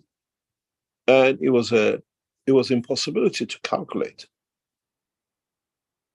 Even the radiation system inside was lined. We moved the line by 0.5 centimeter in one direction. Twice we got it the way we wanted to go. The other 8 times it flew the other way. We could not calculate. But at the same time, if you look at the small one on the top, you see pipes. We were changing parameters to see how rapid these two reactors can fly away from each other. So we could create and control the intensity of the magnetic field.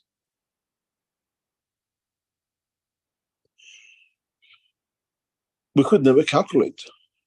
I'm sure Iranian scientists sat down, banged their head to it to do it.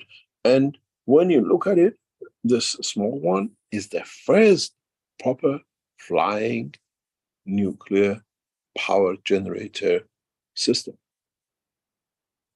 This one, after it took off and it exploded its bottom, and we had to rebuild it, we never allowed it to fly again. It's too dangerous. So, as one of the professors from the Iranian side said to me, he said, Mr. Keshe, you came here to build the small one. You didn't come here to big one. And you got what you wanted. And we had the inspection. We had scientists from Iran, armed forces, military support, and all sorts paid a visit continuously to see the development. What's the next step. Even at night, when I used to leave markets, it was there. Obviously, at night they were coming in and checking and trying to understand it. And if you understand, if you see this reactor, this is the same reactor that Netanyahu claimed to be Iran nuclear bomb, and we washed it down the drain. He spent an hour on television convincing his Powell, Mr. Trump, that the Iranians are building, and this is the nuclear bomb. And this is, yes, it's a nuclear-based flying system, Mr. Netanyahu. And we are proud of it. And now it's extended beyond. Iran military forces and space are beyond the imagination of the man. And we respect and we salute them for the integrity of not crossing Iranian borders with such a knowledge, but defending Iranian territory.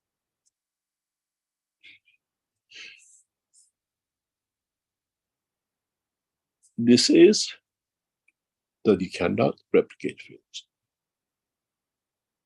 I'm mastering it, but still impossibility to do. The next generation, which we're developing, will have a different effect, different proposition, different things. But in essence, most of the work is understanding and being able to repeat that position. And the new reactors, the new style of reactors in the systems you came in with, takes off a lot of things out of discussion. You got to see, if you look at the big reactor, it's actually a UFO. It's the shape of a UFO with a tank reserve. If I reduce the capacity of the reserve tank closer to the top, what you see is more or less a UFO. The reason we brought this in, the reason I devised this and built such a system, because we did a lot of tests in Belgium before I got to Iran. So when we run, we had a lot of clear idea how we're doing it. This will not allow the turning of the reactor. We understand the field flow, plasma field strength can create flipping because it happens on Earth, it happens on the sun.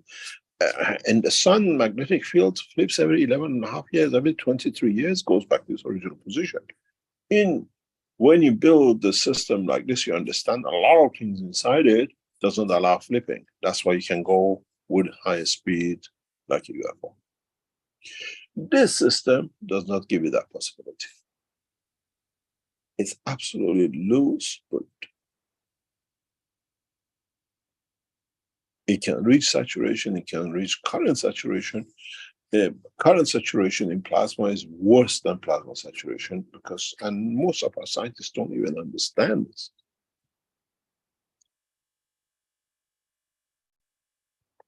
And current saturation in the brain of the man brings Parkinson's, epileptic. And we understand this, how to control it. In the flight system, brings disaster.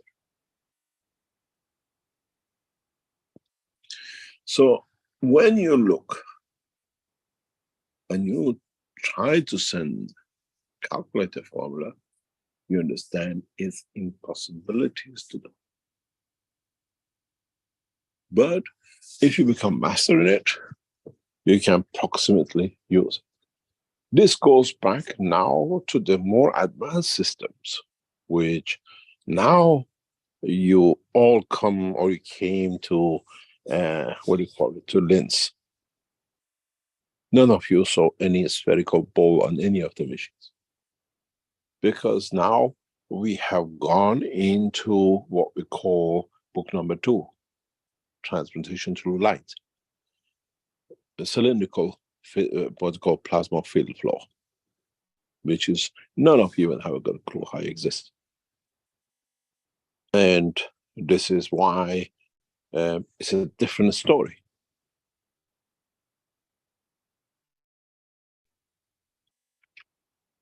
Now, your soul is the big ball in a way.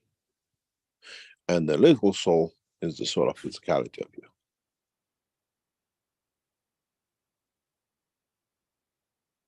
And if I play with it, you will see shimmering of lights, manifestation of the structure, somewhere as you see on the right in the escalator. I can give it manifestation. I can give it physicality that you actually physically see it, and the system is inside. This is what we did with you when you came to lens.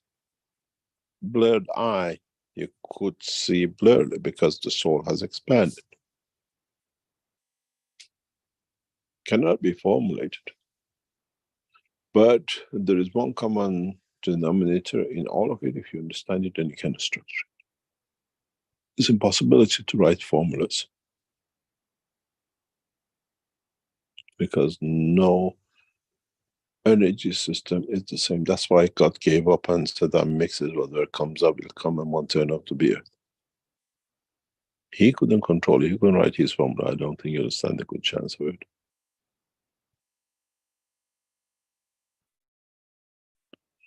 These two reactors have a beautiful history behind them, and how they were built and how they became, and the latest controversy we see, the use of it by Netanyahu, the most evil man on this planet, using a space reactor to be a nuclear bomb, trying to find the gather forces to kill more. But in essence, what you see on the table is the way universe works. But you cannot formulate it. You have to understand it to get the desired effect.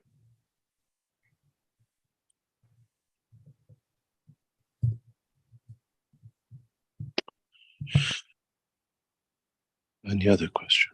Mr. Keshe, I found the video where you actually show those two units and talk about them. Would you like me to play that, or are you done with that? From how long ago you are going back to? Years ago? Yes, this is way back. Back in the days of the Spaceship Institute in... When you and I were wrong. Yeah, back when I was there, just around that time, just after that time, I think, this video. Okay, if you think it's fine, I'll play that now. Yep. Yep.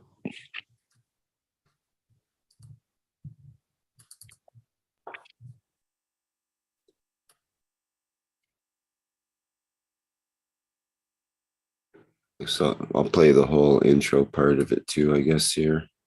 It's a nice video. Okay, here we go.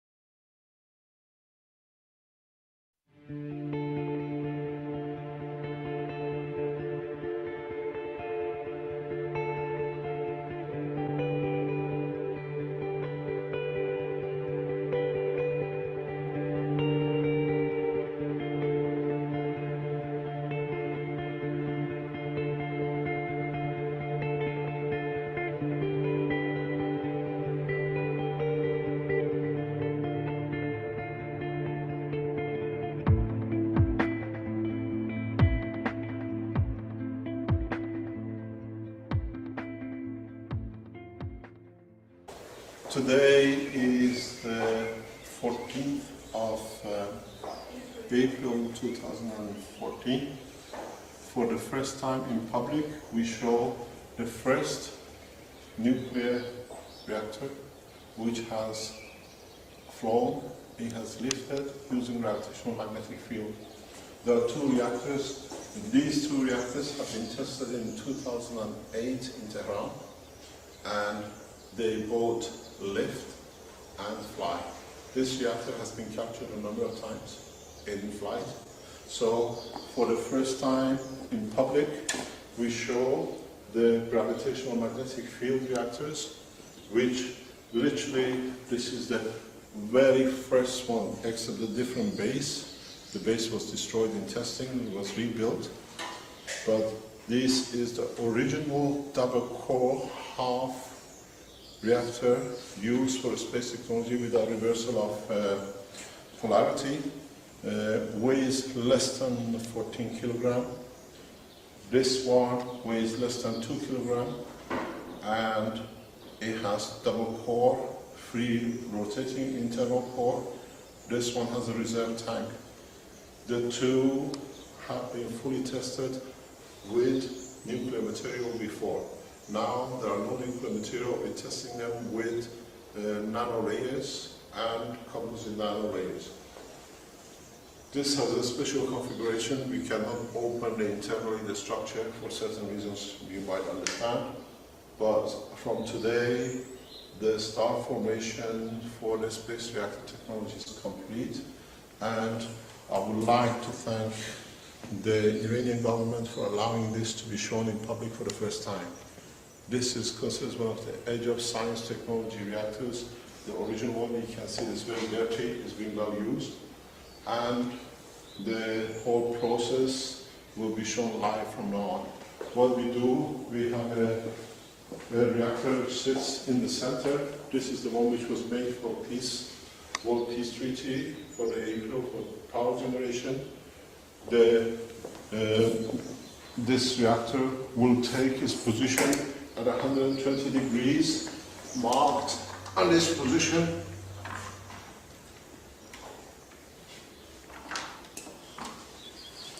And the second one should sit at this position of 120 degrees, somewhere here. Or we put it here temporarily. And the third one should be coming in to sit somewhere here. So the three reactors will take their place. And from today, you can watch it live, what is happening and how the performance will be. It's the first time that the star formation reactor has ever been done outside the territory of Iran. So we start and wish you all the best with the new technology and the new opening for mankind. Thank you.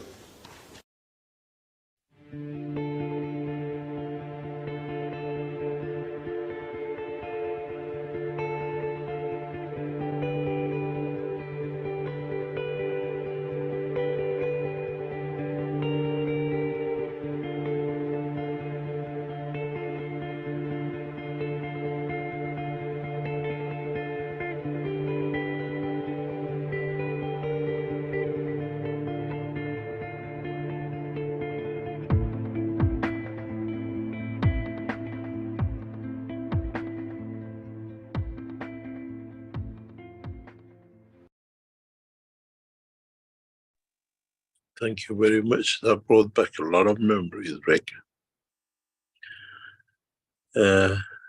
This was done in the education side of our home in the Sansano. And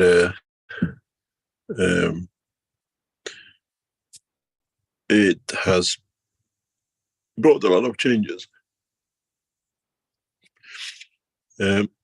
We see the development and delivery of the next cycle of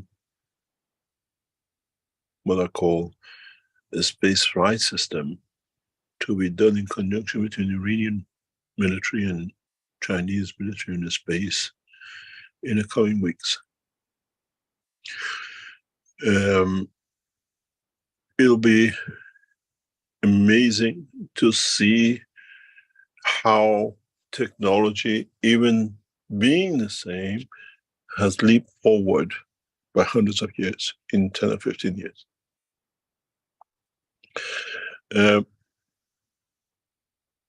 We, for example, in this configuration, you saw things going on the floor, and it was the beginning of the setup. Later on in tests, we managed to create 129 Tesla.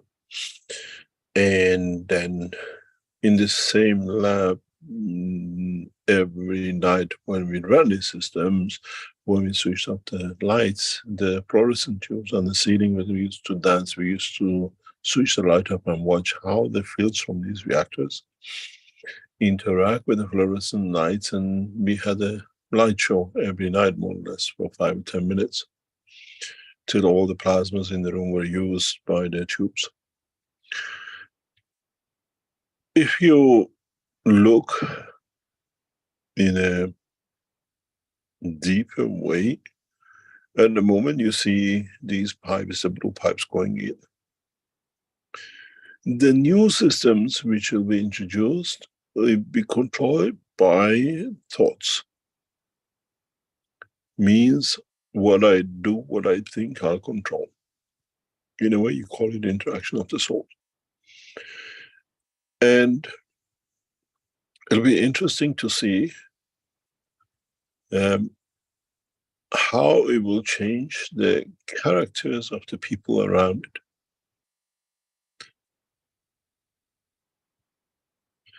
It will be interesting to understand how these fields, if you understand it now, there is a third reactor already on this table, which is the soul of the presenter, which at that time we could not explain to discuss. When you look at the star formation, the soul of the man is an operating live system in that system. It's a controller. Your emotion controls a lot of it, and a lot of people could not and still cannot understand. But now that we have shown the working of the systems in lens, a lot of you understand you are the sun when you sit in that system. You're not just a soul.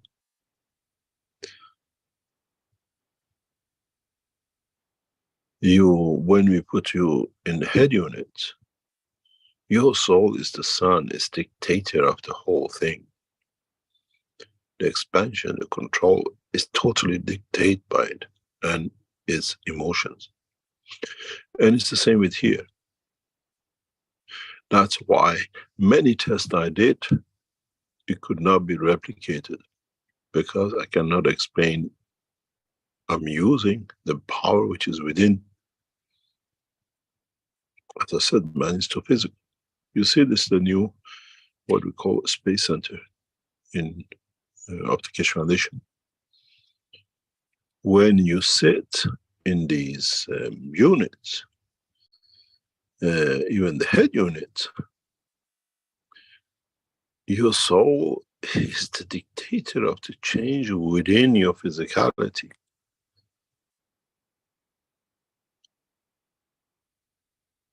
We will see many of these centers to open up around the world. The center and the system will openly shown in public in Macau, what we call a conference, where we allow people in the conference to personally test the system, the scientists from around the world. And it's interesting for the whole understanding of the creation is within the system. It needs a wise man to see and a wise man to know how to use it.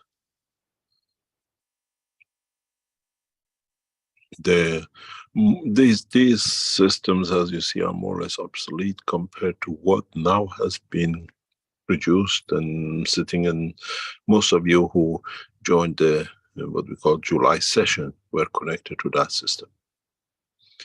Only one part, these systems were connected to, and we saw a lot of you showing a lot of emotion and changes using this in one of the sessions.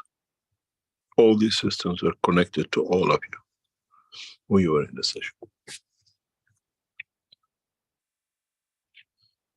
And if you understand the power of the soul of the man, you have managed to achieve a lot.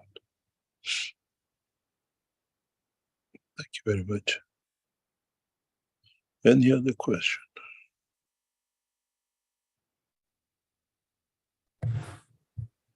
Well, we have a number of questions in the Q&A here. The number 13, actually. Oh, 12, because we got one answered. I have to leave in 35 minutes. Okay, maybe we can do a sort of a shotgun approach here and just do the best we can. I'll just start from Ubersetzer text. Not sure where that came from, but anyways, good morning, Mr. Keshe. Good morning, Rick. I have a question about our solar system. There's an asteroid belt between Mars and Jupiter. Was this a planet in the past? Can you tell us something about it? Thank you very much. No, astral belts and all these things comes from the condition created and has the inertia, plasmatic field inertia, to not only trap, but create materials which can stay in that inertia. And it's between all planetary systems. It's the face-off. When your soul interacts with your soul of physicality and with the inertia of the environment, the earth makes your body, your physical manifestation. So all these astral belts, when you see them, when they talk about it, now that you understand the knowledge, is the interaction of the two fields, what it creates. Don't forget the inertia in that case, where you see them, is the inertia of the field or the strength of the inertia of the plasma of the solar system. So you always have that. And these belts, we see them rings, you call it the belt asteroids. The same thing in another version, we call it the rings of Saturn. There's no difference. It's exactly the same thing. And depending on the strength, it manifests itself in different ways. Many of you, I've seen this, so I can tell you for the first time, maybe you will laugh at it, but soon you will see it. Many of you, when you go through a transition, you'll see your head, but you don't see your body. You go through a transmutation because the field of the environment you're in is different, matching to the physical soul. And it's like you see half of the body. The first time we saw this was hilarious. And we saw it again with the disappearing of the hand when we were doing tests with Ali in Canada. And the reality is each field interaction between two systems creates its own, what you want to call it, the belt or ring. And it usually is on the strength of the two fields, because it's like a funnel between the center line fields, which is more balanced. So there's nothing different. It's a manifestation of two fields interaction. This, one of them call it the soul, one of them we call it the soul of physicality, and the inertial environment of the solar system that allows to create a condition that in that condition, called the ring of Saturn, we have it around the Earth. Around the Earth, we have such a belt. It's very, very faint. And most of our meteorites get bulleted through that part. In the dust you see comes from this point, and it's just fields convert to matter, and then now, depending on the gravitational pull of one or the other, they shoot inside the outside. So it's nothing new. With the knowledge you have, you should have understood that straight away.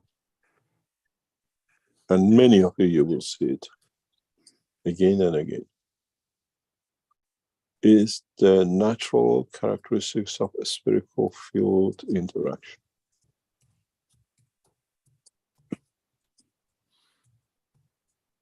If you adjust it, it can become liquidish. If you adjust it, it could be solid. You could, then if you adjust it again, it could be different size of blocks or whatever in those belts, as we see with the ring of Saturn.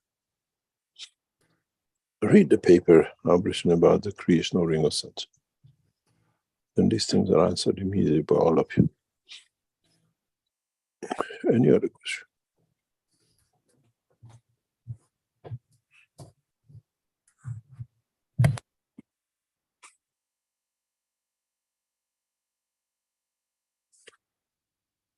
Are we there? Oops, sorry, my mic wasn't open. Yes, we have a very basic question from Reinhold in their Q&A. Question that Newton had back in the day. The question is, why does the apple fall from the tree? Is the apple magnetic? Thanks for the answer, Reinhold. Oh no, those all to do with inertia and the rest of it. Can you imagine where science would have been if we would have fallen asleep under the tree? And it was a time when the apples were falling. Where would the science of man be today? And thanks to the apple. Well, we had a little short discussion about that in the plasma group, that what if instead of figuring out all the laws of the apple and the earth and all that stuff, why didn't he cut the apple in half and have a look at the construction of the apple, which is very interesting in its kind of vortex shape inside, as well as the way the seeds and the inner core, literally we call it the core of the core of the apple. It is a reactor with its own core. Oh, yeah? It's similar to other reactors in the universe, and maybe we could have gotten into plasma technology instead of all the other nonsense that's come from the gravity. We still don't know what gravity is in terms of the scientists of today. So they have all the formulas, though. They do have the formulas, but they still don't know what it is. Yes, but the formula is because you have a solid mass. You can measure the mass. Formulas goes through the window when you have a plasma. Mm-hmm. It's a big. This is why us as knowledge seekers have to always stay on top of it. We're dealing with two different entities, and both of them are real. One is a plasma and one is a matter state. If you understand this, we see a lot of steps forward for humanity and its knowledge. But we cannot ridicule what man has done. That's a matter state. We've done the best we could. Now we look at the energy, what we call plasma. The matter state is the world of the man. Plasma is the world of the creator and creation. And the sooner we understand this, the sooner we will overcome these dogmas of science. We cannot laugh at they went wrong, they didn't go wrong. They are right in a matter state where you can measure everything. It cannot be done in a plasma state where it's just fields. I taught once this to a knowledge seeker, trying very hard to make a consistent, guts, that he can do a specific test. I said, you know what's your best choice? Is to dry it. And then when you dried it, try to understand how you measure the fields, and then count the number of gases in your dried pack, and then go back and do it. In the future, maybe we'll do that. Even today, we have knowledge to do it. And maybe we come to nearest, because not every gas drop is the same.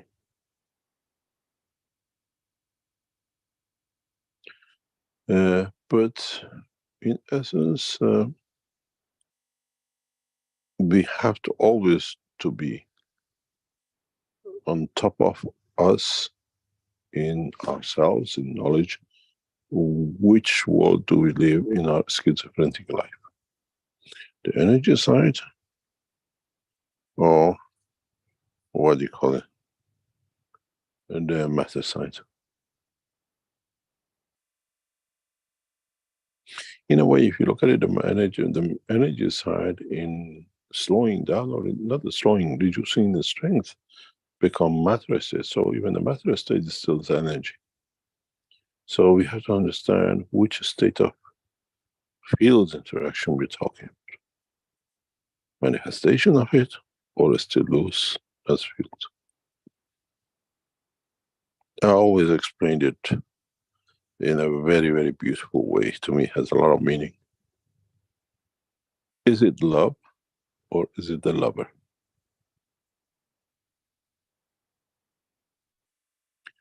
We cannot quantify and explain the shape of love, but we can explain the shape, the color of the eye, the hair, the leg, the arm, whatever of the lover. Does love exist without the lover? And can we explain what love is if we don't understand the love? And this is the dilemma man has with the matter state and the plasma.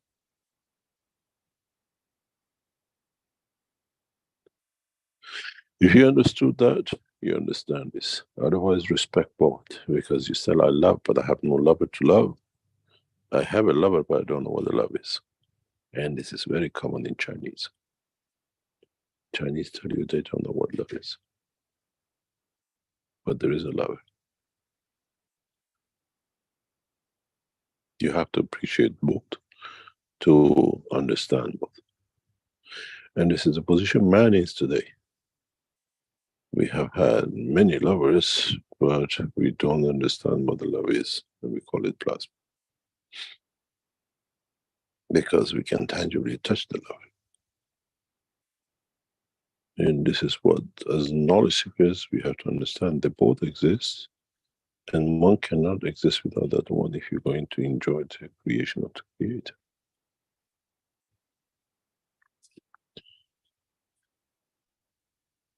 Any other question? Yeah, I'd like to jump into, we have a hand up with Brett, but before we get to that, I'd like to address the question from the Q&A with Hassan, who has two questions actually. It says, after the addiction session of last April 27th, I was a lot connected to my soul and could remember many of the soul interactions during my sleep time, day and night, every day. 3 months later, I lost the connection in a way and can barely remember time to time interactions. Why am I losing the connection? Is it because I went back to increase of my food consumption? And what can I do to maintain that connection? It's like to keep fit, you have to exercise, isn't it? You got lost because you had it. That's all it is. Once you learn it, practice it. Don't let it go till it becomes second habit. And then you see a lot of other things.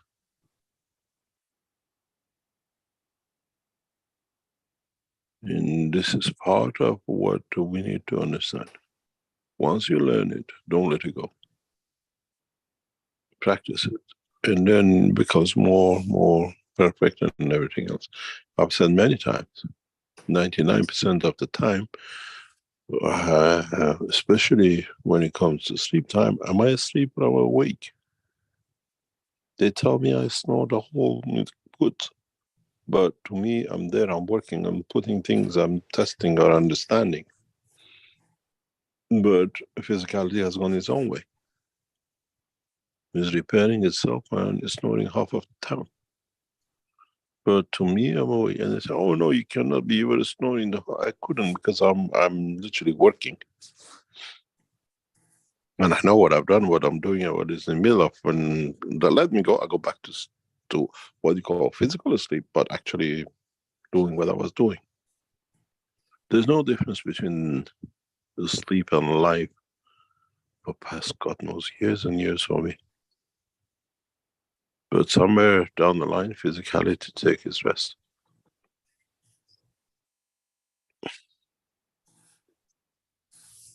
Okay, second question is, what does it mean when during the sleep time it shows you a huge family verbal fight? Does it mean the soul goes also for fight?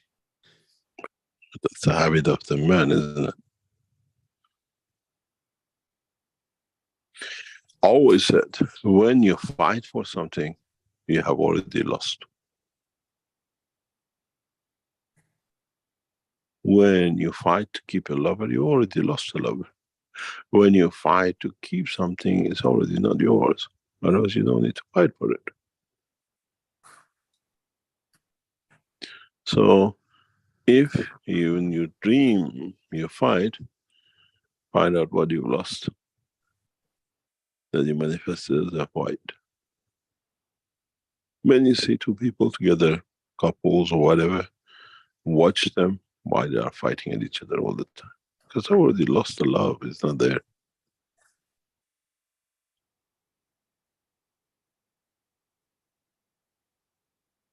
Because if it was there, they wouldn't fight for it.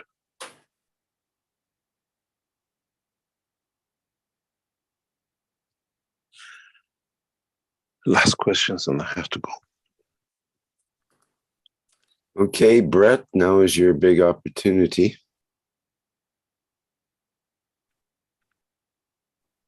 I'm pretty well right, but there's something that's niggling at me in the need for understanding about Iran's position. There's what? Iran's position. Now, if I'm correct in understanding, the Iranian people have a problem with kingship of other people in nearby neighbors that call themselves kings, and they have a problem with the kingship. But lately, there's been a new way of thinking from both sides, and this has changed everything. And it may be a geopolitical question, but how do you think that things have changed, and why Saudi Arabia just suddenly decided that, knowing both sides of the equation, that they would come closer to them? You mean with the Iranians? I'm going to put it to you in three different ways. There is a reason for it. First of all, Iranians are not against the kingship. We are a kingdom. We've always been an empire. The first time in the history of Iran in past 40 years, the foreigners took over the Arabs, what we call the Ayatollah side. The most of the first series of Ayatollahs are not Iranians at all. The two brothers, heads of the parliament of Iran, and the rest of it. The opposition, or what I don't accept personally as a kingship, is that there is nobody higher than the other. So it's not the Iranians are king lovers. We always had kings. At the moment, the what do you call it, the rule of gun and swords, and Arabs who are ruling Iran. You saw the uprising of past few months, and you saw how the people were slaughtered. These are all Palestinians,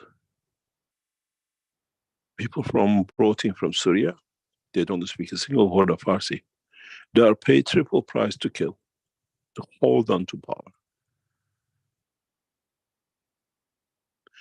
Would we see back king in Iran? I doubt it. Not at the present position.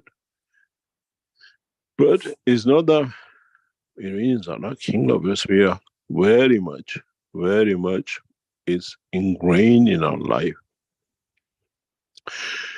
But as a scientist and working at this level, I don't see anybody higher than other, knowing the soul's work than actually the physical frog. But in the present position with Saudi is a totally different matter. There is a new structure of work, which works on a matter of peace, because economical needs are bigger than peace.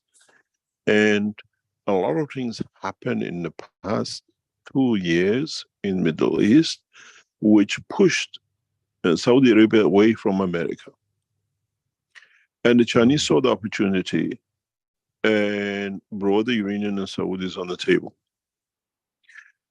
The original reason, Saudis did not know where to go, but on the other hand, they had nowhere to go. They listened to the Israelis. If you look in the past 4 years, Israelis open relationship with the Middle East, the Arab nations and the rest of it and everything else, and go back into news. They sold, I think, 100 million defense technology to Saudis from Israel to defend themselves against Iran and everything else.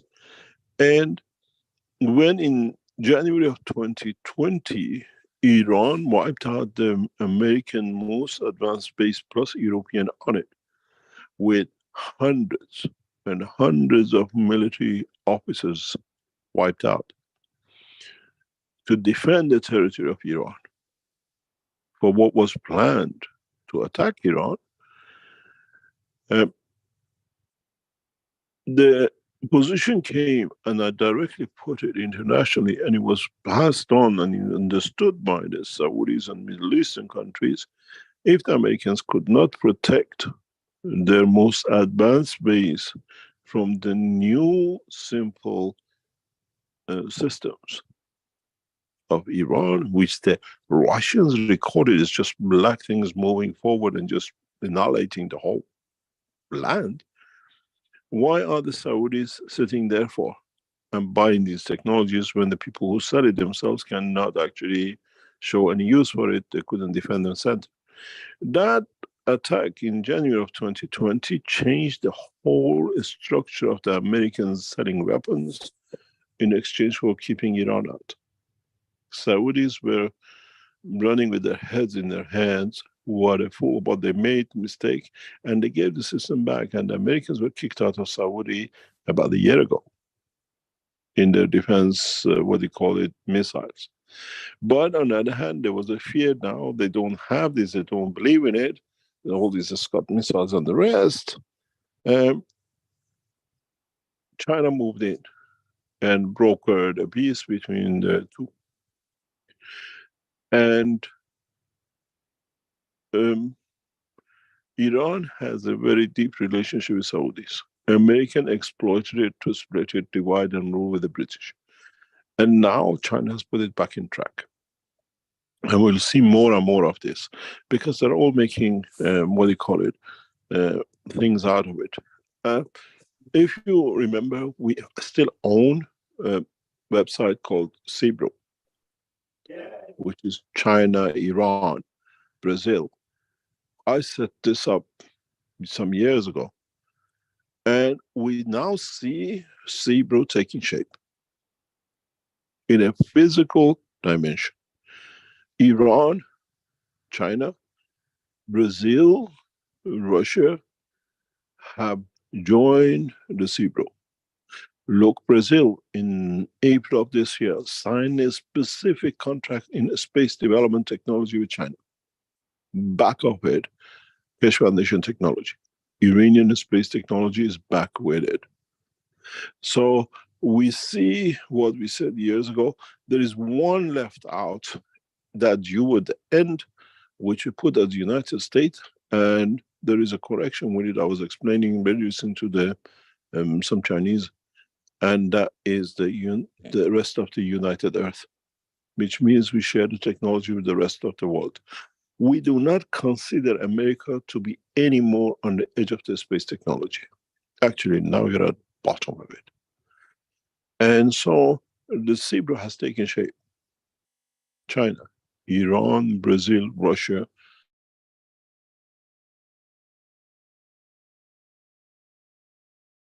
And all the India. nations. Pardon? This is what is in the news. We don't say anything because we just set up. We always put things in advance and we see it. So we see there is no need to spend 100 million to buy things from Israelis and the Americans got missiles, which does not work because the devil they made Iran to be is not there, and you will see massive trade relationship.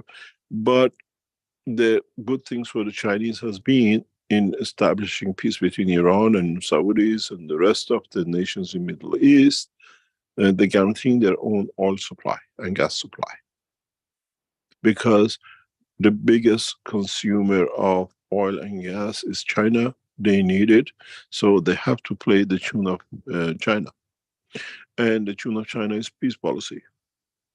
Economical growth is above gun policy, where America gun policy is above economical, because we're doing very soon, in a very, very short time, in the coming years, you will see Keshe Foundation in conjunction with the Chinese and the Iranians, we will move to eradicate seed control, GMO. It's already on the card, the structure is getting set up. And when now we got rid of this gun policy of United States, we get rid of the seed control policy that no farmer in India needs to kill themselves and leave their children orphaned, and no Chinese will, what they call farmers, can live on poverty because they cannot lose one cycle. The Chinese farmers in a very soon cycle, maybe even in the next year if we can start it, will use the same GMO seed, but convert it to the natural seed, which means they don't need to buy seed next year, which is half of their income for the next harvest to live. It'll bring China out of poverty, especially a lot of farmers. Chinese have a different understanding of it. And so we will see the two things which brought mayhem and war around the world and hunger, and literally hundreds of thousands of farmers kill themselves because they cannot buy the seed next year. What they eat, that's all. Next year, they don't have the money to buy. We'll change this with the collaboration with the Keshe Foundation and Chinese, what you call it, scientific and farming community. So maybe in 2 years' time, 3 years' time, in China, we buy, GMO seeds, but in the process, we take it out of the process and become a normal seed, and the farmers don't need to buy again. So this is creating condition of peace. And this is one of the works now Keshe Foundation is involved in China. That seed policy, like the gun policy, finishes. Then we see nations can feed themselves. From where we sit, I'm looking across the most beautiful city of the world, Beijing at the moment, where the teaching is coming from. We see China to become the breadbasket of the world on the emergency, not for control. There's a big difference. America pushed itself to become breadbasket by creating wars, division, and then seed control, GMO. China is going the reverse, where we put the knowledge, we put the technology, we put the use the technology to show, to bring the farmers that the seed control does not exist. It's literally, you buy a poison food and you put something on it and you get rid of the poison. It's like a dirt, more or less, on the seed. We can change it through fields. And we have shown it has been done. And so we will see another feather of the, the wings of American policy, gun policy, and GMO policy. And this soon will stop. GMO is needed for betterment of seeds, better harvest, but not the layer to not allow the next generation. And we have found the trick how it works. How you can buy a GMO seed, grow your, what do you call it, tomatoes, potatoes, rice or whatever, and using the right structure, right field structure, the seed will change. Don't forget GMO is built in. It's like it's a frog, we can take it off. But up to now, we didn't know. Now with plasma technology, we know. And the GMO is down the drain. It's for sure. You will see the structure of the Chinese laws that way. But the food policy, national food security of China for the world is that we all have. And if you want to bring comfort and peace, you have to work not only for your nation, but all the nations. And this is part of our work and sign agreement with the Chinese government. Our technology will not stay within the border of China, but will go out of the border of China for the rest of humanity, unconditionally.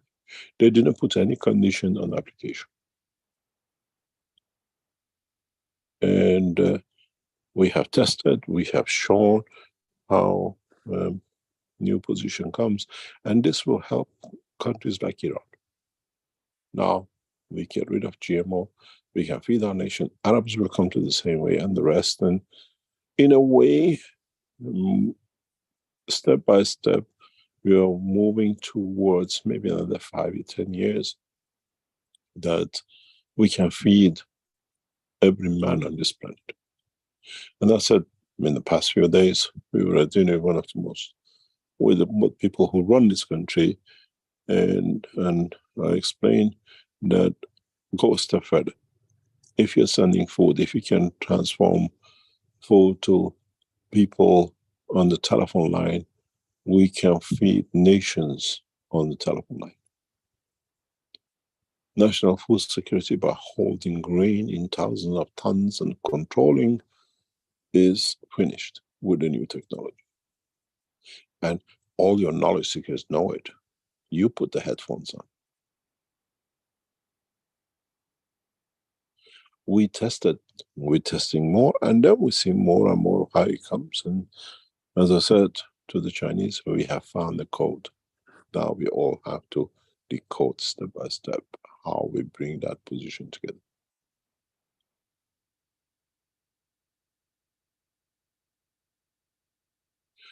Some of the targets of the Americans for most of the nations when they go into war, which usually doesn't come out in public, is hitting food silos, national food reserves. But they never tell you in public. You don't do that to your dog, led to a nation. And with the new systems, especially what Rick just showed, into new advanced systems, we can feed, if there is a disaster in the US, we can feed them from China with the service centers. Just put a headphone on, you want the fish and chips, you get the fish and chips. So national food security and using food as a tool to control it showed itself. This is the system right in front of you. We are testing it every day with you. Well, this is a change.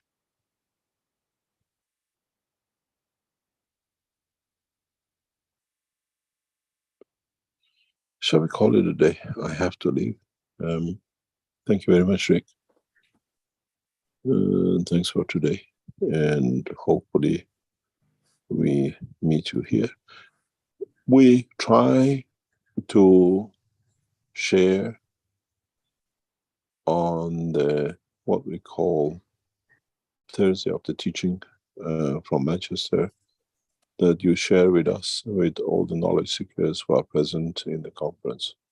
We run a what we call open session, and I hope very much, Rick, and see you hopefully soon. Okay, thank you, Mr. Keshe. Another great workshop here. This has been the 498th Knowledge Seekers Workshop here on Thursday, August 10th. 2 more workshops to the magic 500th mark. 500. I 400. think the 500 from Manchester. I think so, somewhere near there. Possible. That could be fun. Maybe that'll be fun, yeah. Okay, very good. Yeah, and thank you, Mr. Keshe, for being here for all those workshops continuously.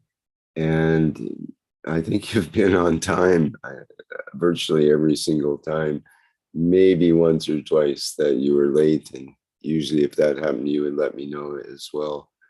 So amazing body of work, and many knowledge seekers are very thankful for all that you've done and shown over the many years. Okay, that'll wrap it up for today's workshop. Our next public teaching workshop is actually the public meeting for testimonials. So if you happen to have a personal testimonial of the plasma technology or have some information about that, then it's a great avenue to share and show the other people of the world about the plasma technology and the wonderful things that can be accomplished with it.